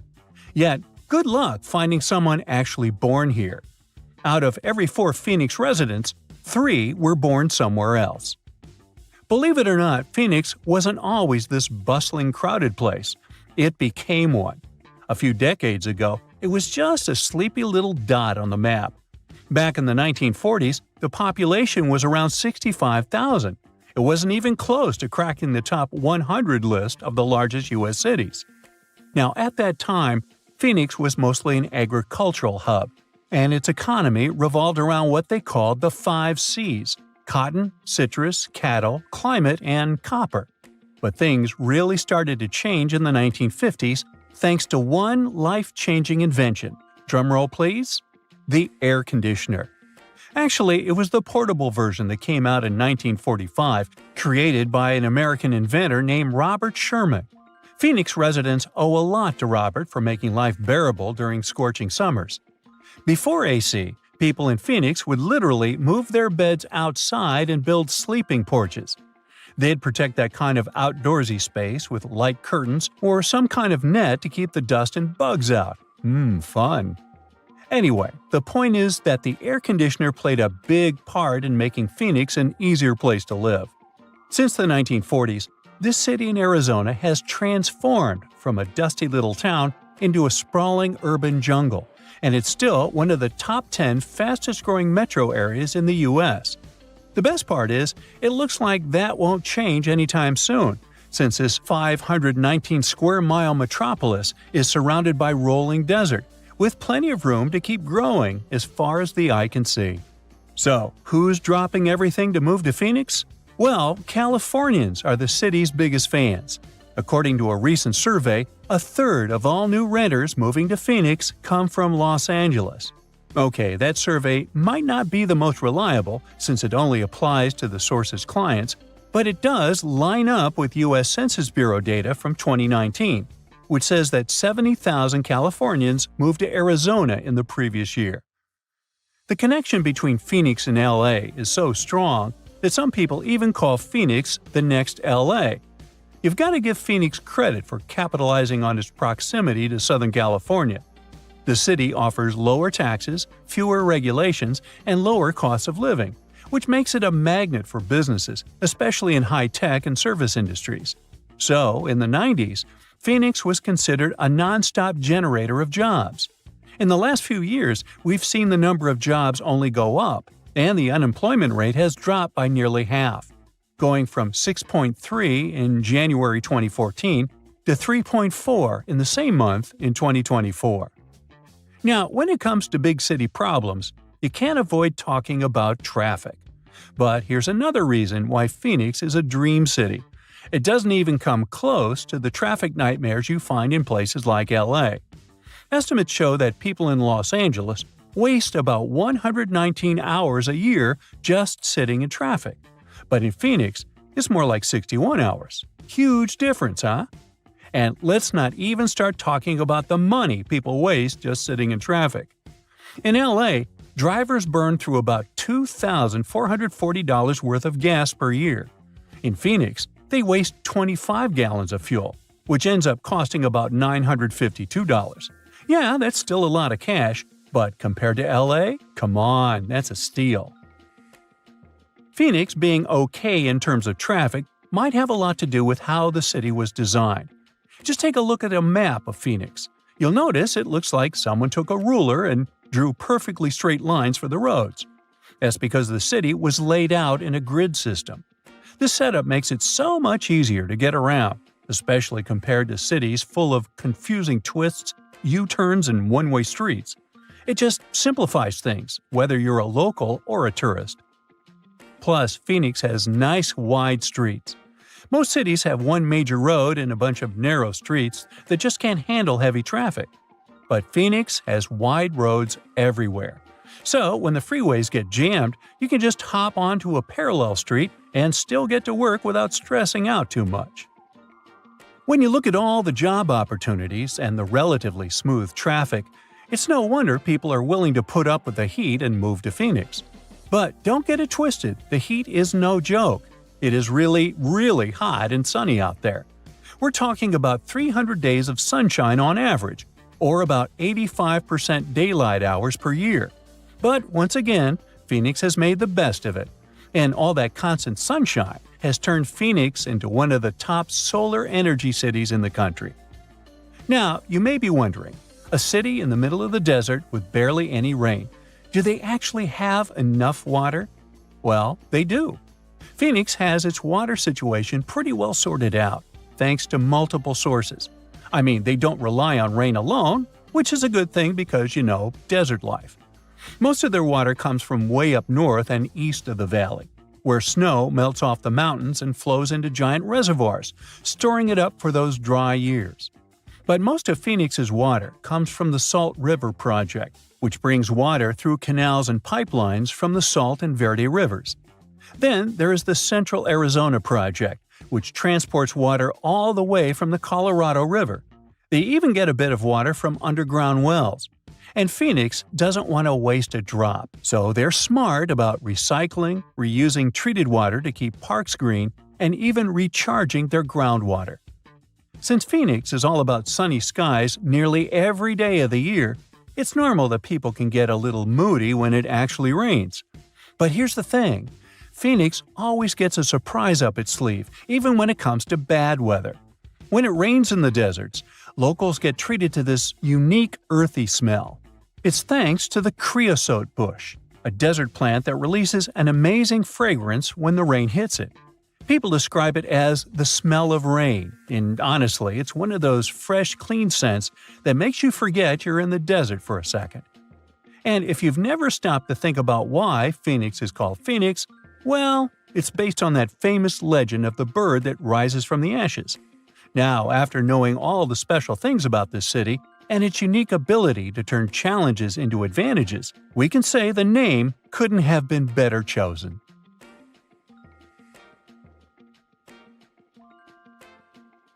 Phew! This summer has been turning up the heat like never before.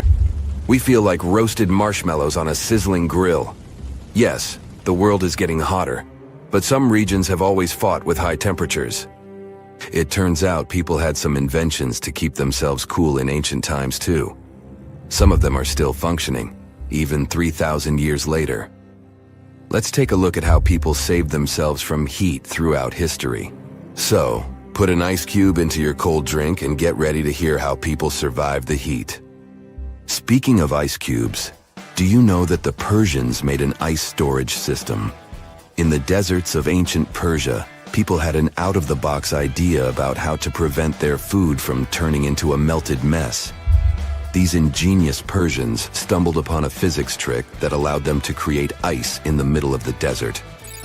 They called these cool structures yakhchals, which basically means ice pits. These ice pits were not your ordinary coolers. They were like secret underground fridges. They looked like dome-shaped mud brick structures on the outside, but inside, it was a whole different world. These ice pits had an evaporation cooler system that worked like magic. At night, when the desert cooled down, Persians made use of the radiative cooling effect. They set up cleverly designed trenches to hold thin layers of water. The water froze, defying the desert heat. Then there were underground square storage areas. The Persians collected the melting ice water from these cool trenches, and during the night, they froze it again, making the most of the desert's natural chill. To add to the cooling effect, they built a wall to shade the storage areas from the hot midday sun. And that's not all. They had this fantastic wind-catching contraption called a badger that caught the breeze and directed it right into the ice pits. Fresh air plus ice. Cool breeze. A winning combo. They even had intricate water channels called qanats to bring water to the ice pits and homes all the way from the nearby mountains. As time passed, these yakhchuls faded into history and modern technology took over. But hey, there's good news too. Some awesome folks in Iran are restoring these ancient coolers. So, if you ever find yourself in the desert, don't forget to pay a visit to these marvelous places and witness the genius of the ancient Persians firsthand. Now, I want to focus more on the wind catchers because they don't just help make ice cubes. They actually function as a cooling system as well. Back in the day, those clever architectural wonders were all the rage in places like Persia, modern-day Iran, Egypt, and the Middle East. Imagine tower-like structures with openings at various levels strategically placed to harness the power of nature's breeze. These openings were like magical portals for the wind. They captured those refreshing gusts and guided them right into people's living spaces. Basically, they were natural air conditioners. The breeze would gracefully flow downward, cooling the ground as it danced through the building. The secret sauce lies in the details. The tower's height, the number of sides, the openings, and the positioning of the interior blades. Everything plays its role in how efficiently the wind towers work out. Thanks to these wind catchers, ancient societies could enjoy comfy indoor temperatures without sweating. Can you imagine living in those times? Feeling the gentle breeze whisking through your home, keeping you feeling fresh and chilled out? The Persians are often credited for inventing these awesome wind catchers. But hey, don't forget about Egypt. There, you can find traces of similar structures dating all the way back to 1300 BCE. Yes, the invention of wind catchers may have occurred in ancient Egypt, but Yazid in Iran is the city with the largest number of wind catchers. People wouldn't have been able to live there without these ancient ACs because there was almost no rain in the area throughout the year. Now, let's look at these perforated, double-skinned exteriors. Imagine dressing up a building with a fancy perforated screen. It's like giving its exterior a stylish makeover while keeping things chill inside. This genius technique, firstly, scatters the natural daylight, so no harsh sunbeams to blind you.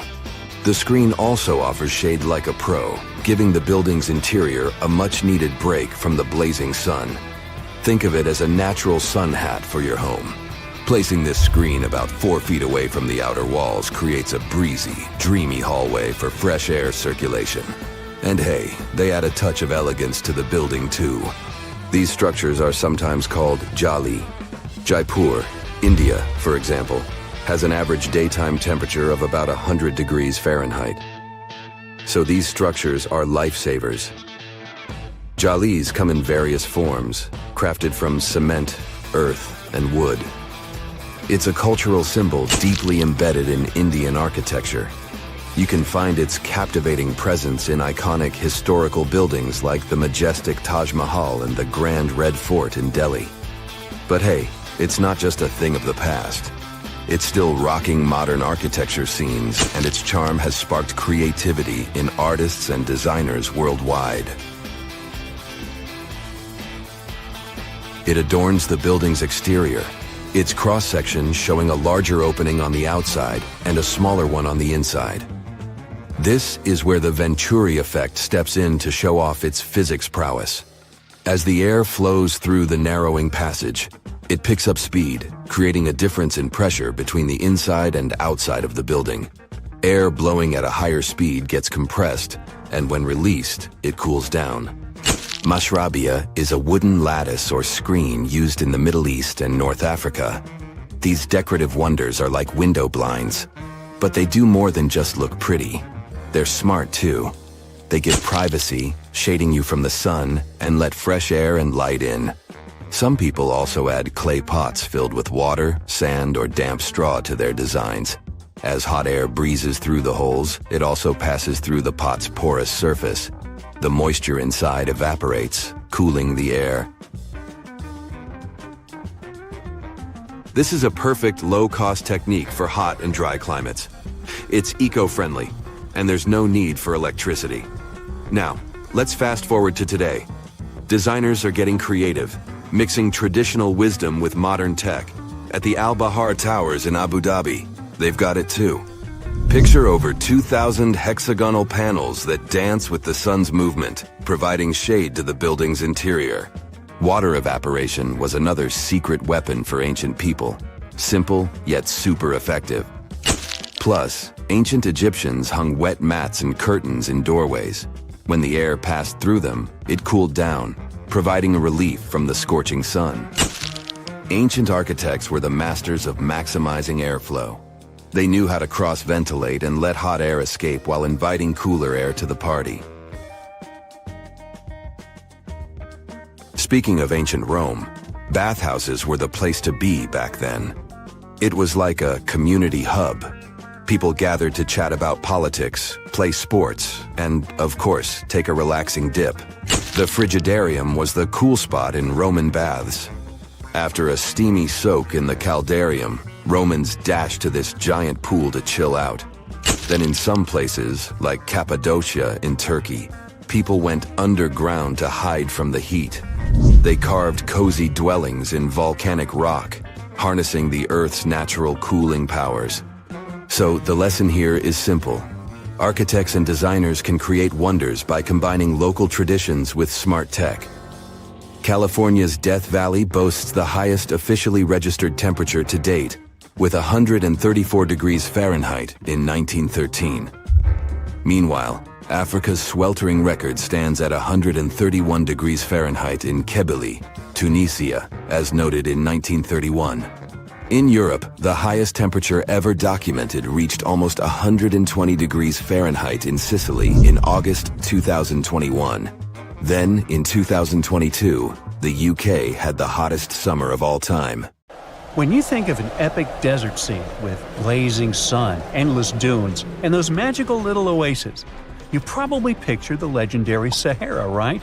But what if I tell you that 11,000 years ago, this vast expanse of hot sand looked totally different than it does today? Yeah, I don't know, I wasn't around then. But I'm told that back then, what we now call a desert was a lush paradise, brimming with lakes, rivers, grassy plains, and even woodsy forests. So, where did all this water go? There are many stories about the distant past of our planet when deserts were covered with jungles and forests. And then something happened, like changing climates or colossal earthquakes, and it all turned green lands into dunes. But how about a theory that Sahara became a desert because of humans and goats? The Sahara has seen its fair share of wet and dry drama throughout the ages, mostly thanks to little shifts in Earth's orbital tilt, causing variations in how much solar radiation hits the atmosphere.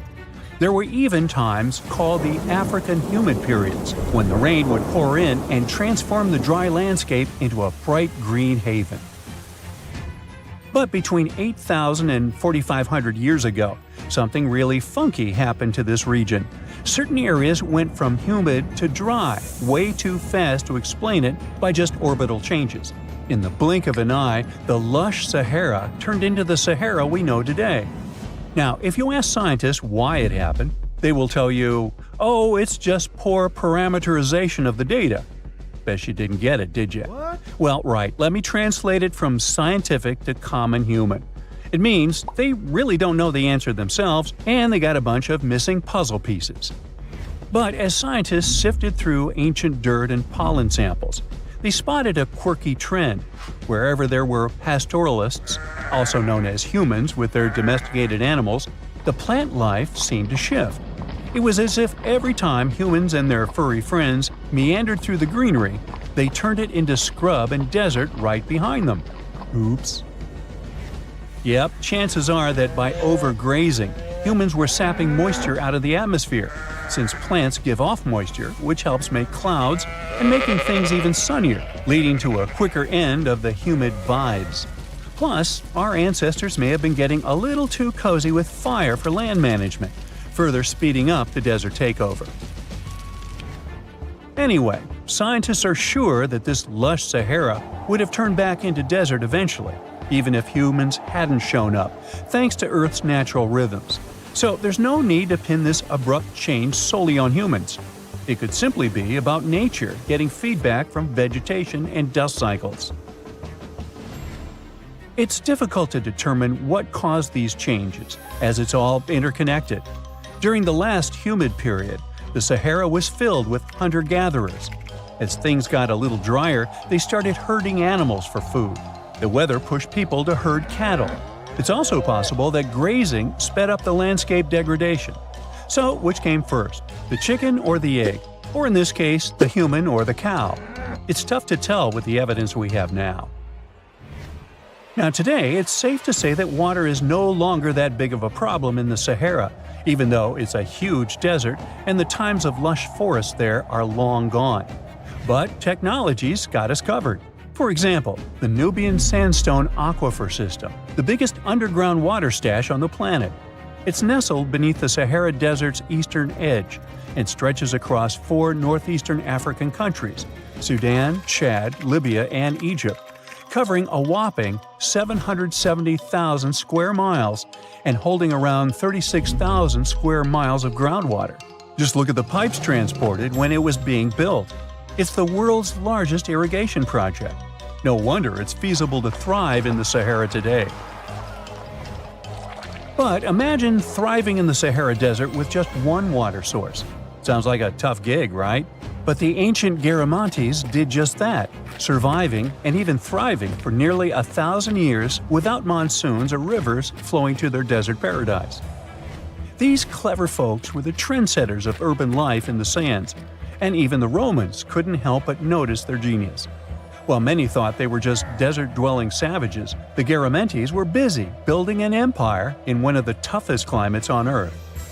But how did they do that? Well, they got crafty and dug a whole bunch of underground tunnels to tap into a massive sandstone aquifer.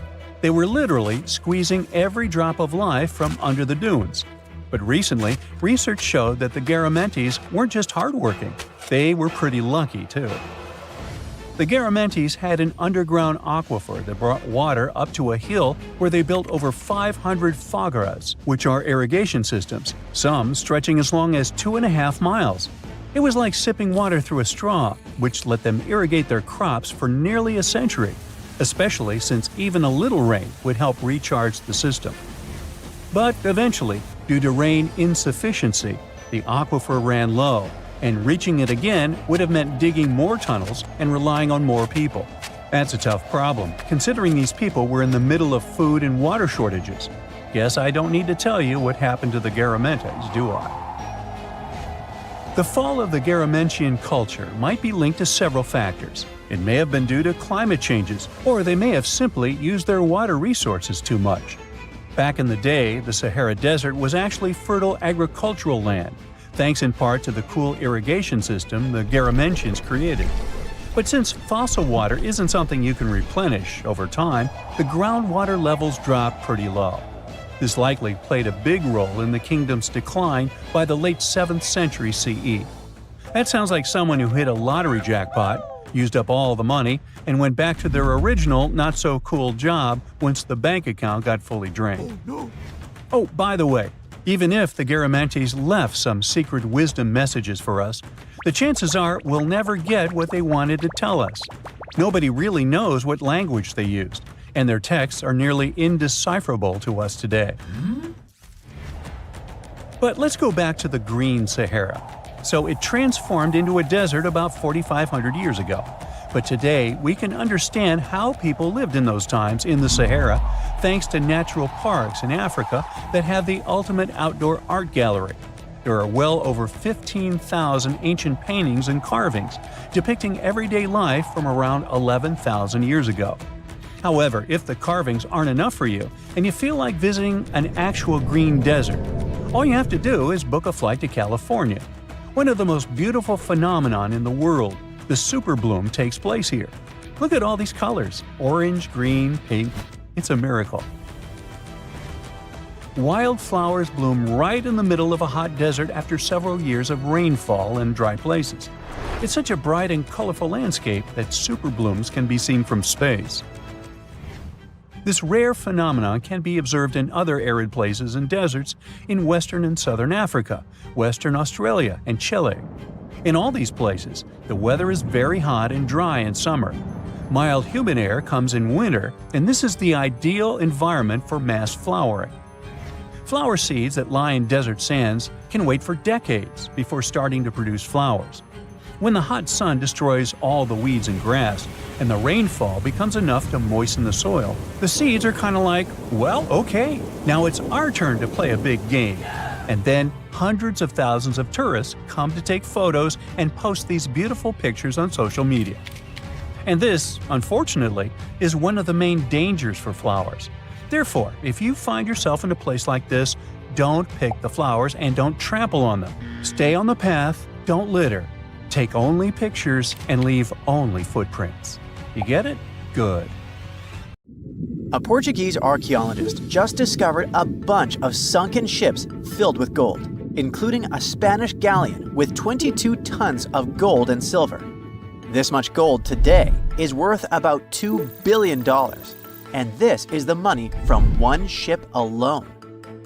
Archaeologist Alexandre Monteiro made this discovery almost by accident. He was studying some documents when he found some information about a ship that went missing in 1615, and he decided he wanted to find it. After many years, Alexandre found not just this specific ship, he actually discovered 8,620 shipwrecks in the waters of Portugal alone. Out of this number, 250 are gold-filled shipwrecks, a discovery that would make any Jack Sparrow shake in his boots.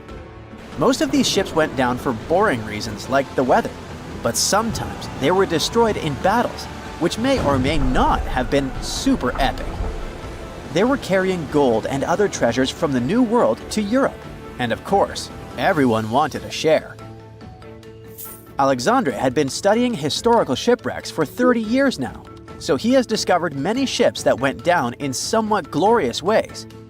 In 1816, for example, a ship of one of the richest men in Portugal sank in Australia, with an insane amount of 66,000 silver coins. This was the first ship from Portugal to ever plunge in the waters of Australia. The bad news is that these ancient sunken vessels, filled with riches and epic stories, are not so easy to reach. They're deep down in the ocean and covered by sand. You could still try, but that would be stealing part of a country's history. And you wouldn't want to be that person, would you? Naturally, Portugal was not the only country that explored the seas back then. The coast of Europe is packed with sunken ships filled with gold. In fact, there are about 1 million historical shipwrecks underwater right now, and the treasures abandoned under the sea might be worth around $60 billion. It's an insane amount of money, but let me tell you that these gold-filled sunken ships aren't really worth the hassle. There are many stories of maritime treasure discoveries that turned into insane lawsuits and even long jail time. Our first story starts in 1746, when a violent storm crashed a ship called Prince de Conti near an island in Brittany. The ship was filled with tea, ceramics, and 100 gold ingots. Of course, the owners of the ship tried to save the loot, but if it's not easy now, imagine how it was back in the 18th century. It took more than 200 years for the vessel to be found. It finally happened in 1975, when a group of French men discovered it and decided to take pretty much every valuable thing they could find. Now, I said these things were not worth the trouble for a reason. In France, if you find anything that can be historical, you must declare it to the local authorities within 48 hours. Failed to comply? and you will be committing something known as a crime. To be fair, our French friends here did declare their findings, but only the corroded cannons from the ship. And the gold? Well, they sold it. Obviously, because each gold bar is worth between $125,000 to $231,000. It took French authorities almost 50 years to retrieve the stolen gold, and they didn't retrieve all of it. Part of it was bought by an elderly couple living in Florida, and the crime is so serious they were charged for connection with money laundering, organized crime, and the trafficking of cultural goods. The poachers also sold some gold ingots to the British Museum collection. Now, let's go back to the 1850s, when a steamer called SS Central America traveled from Panama to California and back again. This was during the Californian Gold Rush, a time when 300,000 people moved to California to dig for gold. Because the travel route was not easy breezy, people needed to carry their gold around on big ships. This is where our friend SS Central America comes in. In 1857, the ship had 578 people on board and about 10 tons of gold. Very few survived, and around $100 to $150 million in gold went down with the ship. All of this explains why in 1988, a group of investors from Columbus decided to finance a research project to find this ship. The research was led by a guy named Tommy Thompson. Tommy was really crazy about the idea of finding this sunken ship filled with gold. It took him years to find the exact location of the SS Central America, especially because the ship was 7,500 feet beneath the surface of the Atlantic Ocean, and retrieving it required a lot of fancy tech. A group of 161 investors paid for his adventure, but it goes without saying that they were not doing this out of love from their hearts. They invested $12.5 million in this project because they were expecting to earn at least 10 times more. But since life is not all sunshine and rainbows, 39 insurance companies sued the research team as soon as they retrieved the gold. Back when the ship was up and running, these companies insured the cargo of the SS Central America, and when the cargo was finally retrieved, more than 100 years later, they wanted to be compensated. They said it was not their job to retrieve it, but that doesn't mean they abandoned it. This crazy talk didn't stick, and 92% of the gold was given to the research team. The plot thickened when the investors were scammed by none other than Tommy Thompson, who fled with $4.16 million. He also had 500 gold coins, but he's not telling a soul where they are. Nonsense like this is the reason why most countries have rules to protect cultural properties. And yes, sometimes shipwrecks can be a cultural property. Obviously, there are many maritime treasure discoveries that happen without breaking any laws. The SS City of Cairo, for example, was a steamship that submerged in 1929 with 2,000 boxes of silver coins weighing 122 tons. A company called Deep Ocean Search retrieved the coins from a depth of 17,000 feet, which is 4,500 feet lower than the Titanic. 34 million pounds went to the UK Treasury, and the Deep Ocean Search also got a share. The good news here is that some of the coins can be bought by collectors, legally. Paying for a treasure is probably the closest you can get to an underwater archaeology find. I know, all I did was destroy your piracy dreams. But while raiding gold-filled shipwrecks may be a crime in most countries, or just financially impossible for us mere mortals, not all hope is lost. There is about $771 trillion worth of gold lying on the ocean floor, and it doesn't have an owner. It's like an underwater gold mine, except the gold is in the water. You know how the water of the ocean is salty? Well, the gold gets mixed with the minerals in the water, so it's not like you stumble upon a gold nugget on the beach. Each liter of ocean water has 13 billionths of a gram of gold, and it's very difficult to extract such tiny particles of gold from the water. But that doesn't mean people haven't tried, and, of course, there's been a scam here too. In the 1890s, a guy claimed he had invented a thing that would suck gold from the seawater. When he got enough money, he fled the country with the cash. If you really want to get some gold, you could try to extract it from the Earth's core, which has 1.6 quadrillion tons of gold. There's 16 times more gold in the Earth's core than what humans have mined in the whole of history. No hoax involved here, because nobody has dared to go down there yet. With archaeologists discovering gold-filled sunken ships out and about, maybe we can make our own maritime treasure discoveries, or at least save enough money to buy some silver coins. A ship filled with gold and other treasures worth over $13 million was found in the middle of the Namibian desert after almost 500 years. The worker who found it was actually looking for diamonds, but ended up with something way more valuable for history. There were some blocks of copper, some wood, pipes, and elephant tusks. The miners called for an archaeologist, who soon realized it wasn't a disturbed beach like they thought, but a shipwreck. All evidence showed that it was a Portuguese trading vessel, Bom Jesus, that went missing in the 16th century. Experts believe it was a special kind of ship that was bigger, stronger, and better than older ships from Portugal and Spain. These ships were built to take Portuguese explorers on long trips to distant places like India, China, and Japan, and come back with tons of cargo. The Bom Jesus was likely carrying treasures from Lisbon, Portugal, to Western India. But it looks like on its way around the southern tip of Africa, near Namibia, a big storm pushed the ship too close to the shore. The ship hit a rock, tipped over, and broke apart, sinking into the ocean. Archaeologists found treasure from the captain's chest under the water, which probably fell out when the ship's wooden hull broke. They also found pieces of the ship scattered along the shore, likely from the violent storm and later by construction in the area. The storm must have been very fierce, but they didn't find many bones, which means most of the crew may have survived or were lost at sea.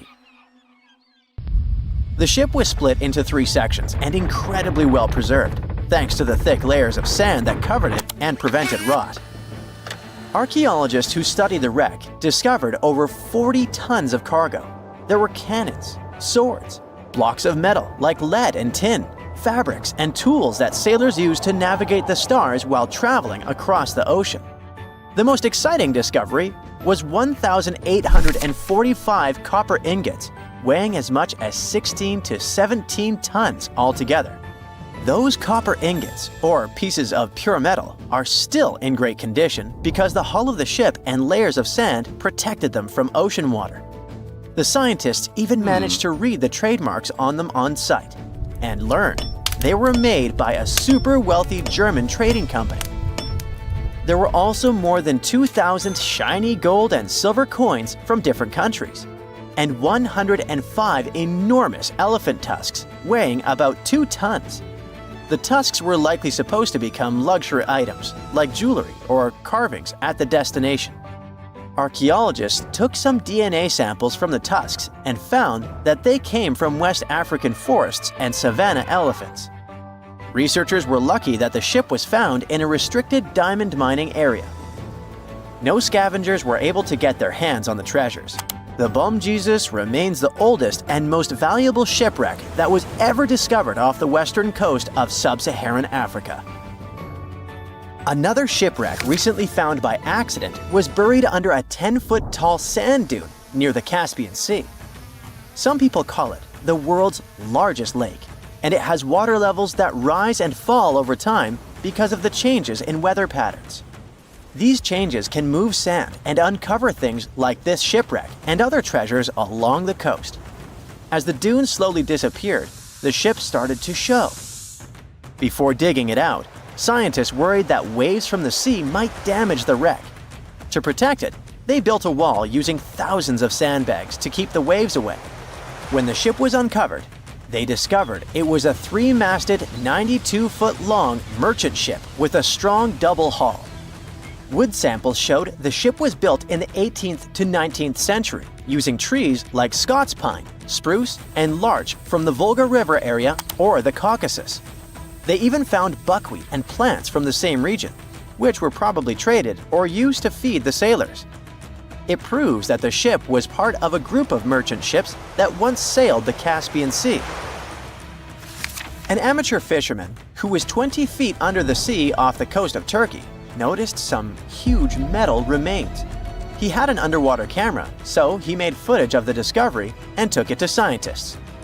They immediately started an investigation and learned that it must be a shipwreck from the first decades of the 20th century.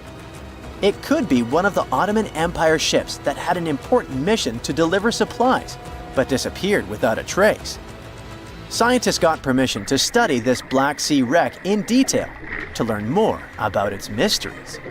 They're hoping to find its shipyard documents to find some answers, as the ship itself is in terrible condition and is tricky to work with.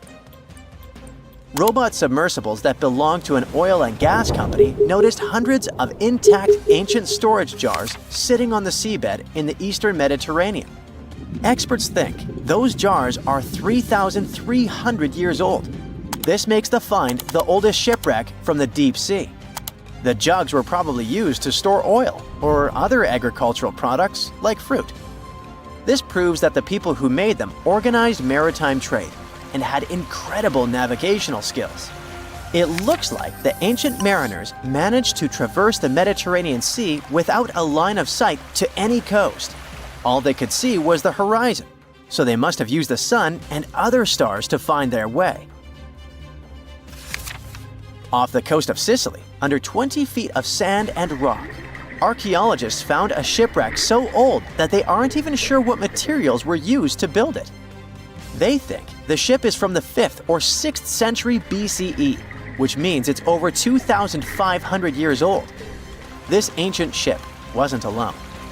Researchers also found 2 iron anchors shaped like an upside-down T from around the 7th century of the Common Era, and 4 stone anchors from prehistoric times nearby. One of the stone anchors was broken and may have had wooden pieces attached to help it hold on to the seafloor. They figured out that the ship itself was built using the on-shell technique. The wooden planks of the ship were connected so tightly that they could support the ship on their own, with extra beams added just to make it stronger. Sadly, the ship's wooden hull is very fragile now because tiny sea creatures that eat wood have damaged it over the years. Scientists are being extra careful as they study it to make sure it doesn't fall apart. This discovery is such a big deal because it was built during a time when Sicily was super important for trade. Back then, the Greeks and Punics were trying to take control of the seas long before Rome became the ruler of the Mediterranean. By studying this ship, scientists hope to learn more about how people traveled and traded in those ancient times. One more shipwreck, this time off the coast of Kenya. Could be from Vasco da Gama's final voyage. This Portuguese explorer was the first European to reach India by sea around the Cape of Good Hope. Local fishermen discovered the shipwreck in question in 2013. When an underwater archaeologist came to check it out, he found some treasures at the spot: elephant tusks and valuable copper ingots. If this find really has to do with Vasco da Gama, then it must be from the 16th century. It was the year of his 3rd and final voyage to India. Da Gama led a huge fleet of 20 ships, one of which was the São Jorge. Most of the ship is hidden under layers of coral, and a whole team of scientists are carefully digging trenches to find parts of the ship's wooden frame and hull. Not many civilizations are as mysterious as ancient Egypt, a powerful empire that lasted over 3,000 years. It gave us pyramids that still stand and myths that still inspire. It's one of the most explored places on Earth, yet somehow we still find exciting stuff. In Abydos, archaeologists just uncovered a 3,600-year-old royal tomb. It's huge! It has golden hieroglyphs of deities covering the entrance, but the pharaoh's name? It's not there. It's missing. Who was this ruler, and what new chapter could this open in Egypt's story? If there's one place in Egypt where the line between life and demise feels thinner, it's Abydos. To the ancient Egyptians, this was sacred ground. They believed it was the burial place of Osiris, the god who literally passed away, had his remains separated, and came back to life to rule the underworld. Because of that, Abydos became Egypt's spiritual gathering place. Pharaohs built amazing temples here, like the Temple of Seti, famous for its King's List, a wall that has the names of 76 pharaohs carved in it. Pilgrims came from across Egypt, leaving offerings and participating in Osiris festivals, where his demise and rebirth were ritually reenacted. It wasn't just symbolic worship, it was Egypt's version of Comic-Con. But instead of cosplaying superheroes, people reenacted gods coming back to life. Obviously, pharaohs competed to be buried as close to Osiris as possible. Abydos became part cemetery, part holy city, part afterlife insurance policy. Fast forward thousands of years, and we still uncover remarkable stuff around Abydos. That's the case with the recently discovered tomb. In early 2025, a joint team of researchers from the US and Egypt decided to dig beneath a rocky rise ominously called Anubis Mountain.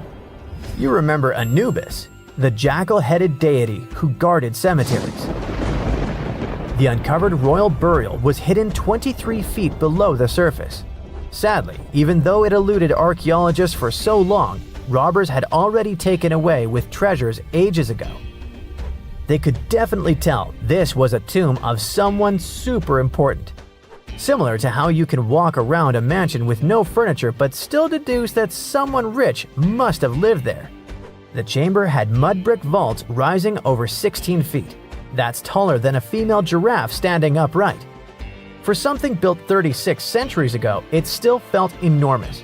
However, when you remember that Egyptians were masters of architecture, nothing seems surprising.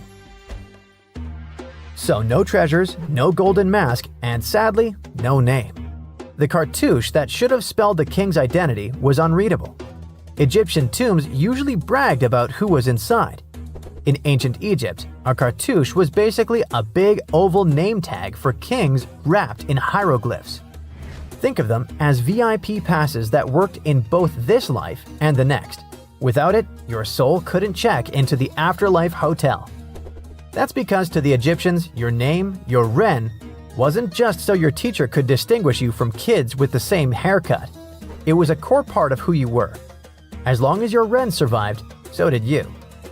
To have your name forgotten was considered a fate worse than passing away. A soul cannot journey without a name. That's why you'd see cartouches all over the place, on temples, obelisks, jewelry, statues, and tomb walls. It wasn't there just for the marketing. It kept the pharaoh's presence front and center everywhere you looked. Imagine building a massive tomb only for 3,600 years later to walk in and go, who is this guy again? Not cool at all. That's why it's fair to imagine our nameless pharaoh haunting the robbers for all eternity. So yeah, cartouche was considered very significant. One of the most famous and mind-blowing examples comes from the tomb of Thutmose III. His burial chamber and sarcophagus were literally shaped like a cartouche. In other words, the entire room was a living architectural symbol of his name. Thankfully, in the recently discovered tomb, not everything was erased. Painted in golden hues at the entrance were two familiar guardians, deities Isis and Nephthys. Isis was the magician who stitched Osiris back together and breathed life into him. Nephthys, her sister, was the eternal mourner and protector of the mummy. Together, they promised that whoever rested here would not face the afterlife alone, and it's one additional proof of the importance of the mysterious pharaoh. So, who could this be? To answer that, we need to go down history lane. This tomb dates back to Egypt's messy chapter called the Second Intermediate Period.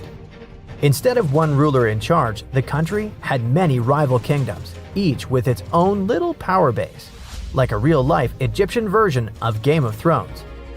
And right in the middle of that chaos was Abydos. For a while, it was home to its own line of kings, the so-called Abydos dynasty. Those weren't the pyramid builders everyone knows, and that's why they're so mysterious. They left behind almost nothing. No great monuments, no sprawling cities, just fragments of names on broken blocks. For centuries, many scholars even doubted they existed at all. That sorta changed in 2014 when archaeologists uncovered the tomb of Senebkay, one of those shadowy kings. Now, everything we know about Senebkay points to him having quite a story to tell. His bones revealed 18 deep wounds, the kind you get in battle. He had blows to his skull, back, and hands, and likely lost his life fighting, making him one of the few pharaohs we know who sadly fell in combat. His tomb was modest, with reused artifacts from earlier kings, but it delivered one priceless thing: proof. Until Senebkay, the Abydos dynasty was just a theory. With him, it became real. And that's why the new discovery could be a big deal. The newly uncovered royal tomb at Abydos shares the same layout and style as Senebkay's. It has limestone chambers, mud brick vaults, and protective deities, although it's much bigger. Which again raises the possibility that we're looking at an even earlier, more powerful ruler of Abydos. Whoever he was, he wanted to be remembered alongside the greats. Which is ironic, because it seems that history tried erasing him. Perhaps additional findings alongside his tomb could tell us more. Yes, there's more, and it's actually pretty cool. Not far from Abydos, in the village of Banawit, archaeologists uncovered a Roman-era pottery workshop. Yeah, you heard that right, a pottery factory close to a pharaoh's burial ground. The site had huge clay kilns, storage rooms, and even broken shards called ostraca.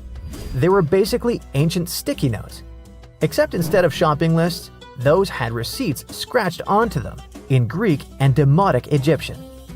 Little records of everyday transactions, the kind of thing you'd never expect to find near a lost dynasty king. Honestly, the potters missed a chance. Forget boring receipts, they should have been selling Osiris's mugs and Anubis figurines to pilgrims and tourists. But that's not all.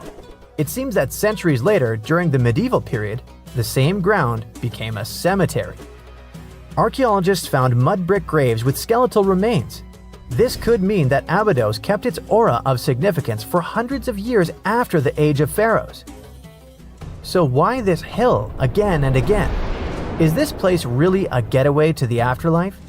It is, after all, the very place where Osiris is said to rest. That belief lingered like a shadow for thousands of years, strong enough to pull in pharaohs and later medieval families. Different rituals, same sacred ground. Although, to be fair, the Romans weren't here for Osiris. They came to make pots. The story of Abydos is not over. The excavations will continue, and who knows what else could be discovered in the future. Today, archaeologists are armed with tools that are basically X-ray glasses for the desert. Every scan could reveal a hidden chamber, or if we're lucky, finally give our nameless pharaoh his wren back to him. In fact, I became strangely invested in finding out who he was. So let's hope for some news soon. It's only a matter of time. Do you have your own theories? Let me know. There's a ship drifting somewhere in the ocean without a crew. The last time someone saw it was over 50 years ago. Its story reminds of that of the Flying Dutchman, a ship that's bound to sail forever and bring disaster to whoever sees it at sea. At least the legend says so. Unlike the Flying Dutchman, the SS Bay Chimo was definitely real and built for a German company in Hamburg and began as an ordinary cargo ship. It was trading supplies between Hamburg and Sweden in the Baltic Sea starting from 1914. It had a strong steam engine and a hull made of steel. A few years later, it became British property. Then, in the 1920s, a Canadian company purchased it for around $18,000, a huge amount of money back then. The new owner, the Hudson's Bay Company, was actively using the ship for several years. They would often send it on voyages from its home port in Scotland to Siberia, Alaska, the Yukon, and the Northwest Territories. It also passed through the Panama Canal and even the Suez Canal, with fur pelts for sale on board. Sometimes it would also transport passengers. It had completed 9 successful voyages before this strip of good luck came to an end. Starting from the 1930s, SS Beichimo would have trouble with ice and storms.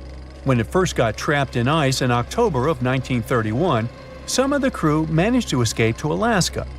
15 of 22 sailors decided to stay with their vessel and try to save it. They had furs and other valuable cargo worth around $58,000 aboard. The company sent them supplies to survive the winter.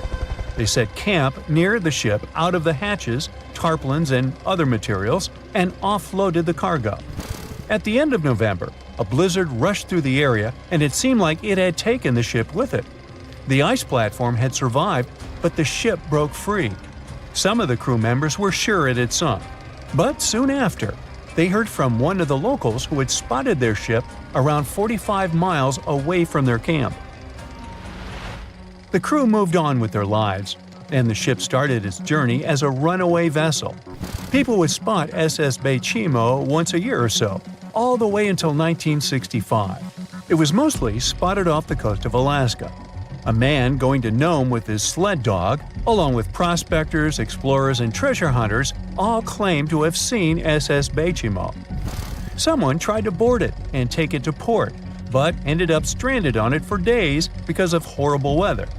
Others got luckier and managed to take a whaleboat, some furniture, and other valuables from the vessel. Those who got close to the ship saw that it was damaged and missing the propeller. Still, it stayed afloat without a crew for at least 38 years and became the longest sailing ghost ship in history. In 2006, the Alaskan authorities started a project to solve the mystery of this ghost ship of the Arctic and finally find SS Beichimo, either still above or below the water. So far, the project has not been a success. SS Beichimo remains one of the estimated 4,000 ships that have disappeared off Alaskan shores. If the legend of the 17th century isn't lying, this ghost ship could be sailing somewhere along the Flying Dutchman. It belonged to the Dutch East India Company. Its captain managed to do the impossible for that time and sailed from Holland to Indonesia in only 3 months. They said he was flying over the sea, and some evil tongues explained that he had made a deal with evil forces to achieve that. Once the ship was sailing back home, its captain and crew disappeared without a trace. There are many versions of what happened to it. One of the first ones said it had tried to enter port at the Cape of Good Hope, got in a terrible storm, and sank as there was no captain to save it. Another legend says the captain had refused to obey the skies to let the ship sink during the storm. A scary life form then struck the boat and the crew, and it was condemned to forever wander without rest. Many sailors claim to have spotted the Wandering Dutchman. The Duke of York, who was to become King of England, mentioned having seen it in Australian waters. Right after spotting the ship, the man who saw it first fell from the top of the mast and didn't survive. There were more encounters with this legendary ship up to the middle of the 20th century.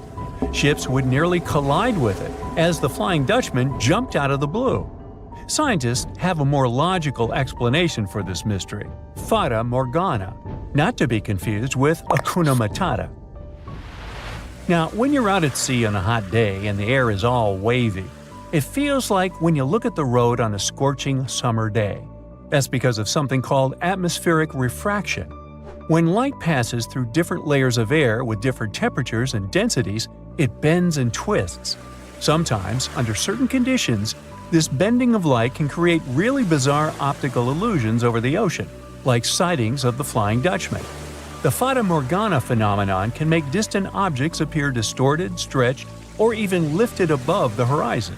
So you can see a ship far away, but because of the way the light is bending, it will look like it's floating above the water or even disappearing and reappearing. A Fata Morgana is most commonly seen in polar regions, especially over large sheets of ice that have a uniform low temperature. But you can see it anywhere, even in deserts and over lakes on hot days. The first stories about ghost ships go all the way back to ancient Greek and Roman mythology. One of the most famous ghost ships in history is the Mary Celeste. This brigantine was traveling from New York City to Genoa and was fully stocked with provisions, but missing a crew when it was discovered in the Atlantic Ocean in 1872. The crew's personal belongings were also there, completely undisturbed. The final entry in your log was made 10 days earlier. We still don't know what happened to its crew, and the ship has inspired many spooky stories and legends. The Lady Lovibond was another legendary schooner that is believed to have been wrecked off the coast of Kent in the middle of the 18th century. The story tells that the ship's captain, Simon Reed, had just got married and took his bride on board for a celebratory cruise, despite the superstition that it could bring bad luck. They were on their way to Portugal when the first mate, who is also in love with the captain's new wife, went mad because of jealousy, attacked another crew member, and then took over the wheel and steered the ship straight into the dreaded Goodwin Sands. No one aboard survived, and the schooner is said to reappear as a ghost vessel every 50 years. In present times, many vessels become abandoned and turned into ghost ships intentionally. There are thousands of them floating in U.S. rivers, lakes, channels, and coastal waters. Some people lose their boats in storms and other extreme weather. Others have to abandon their boats because maintaining them can cost 10% of the boat's price. Plus, docking a vessel can add up to several $1,000s every year. Most boats have been made of fiberglass, so an owner can't just recycle them as scrap metal. So, once they want to get rid of it, they often tie it to a dock and sneak away, or leave it floating far away from the shore, or just try to sink it.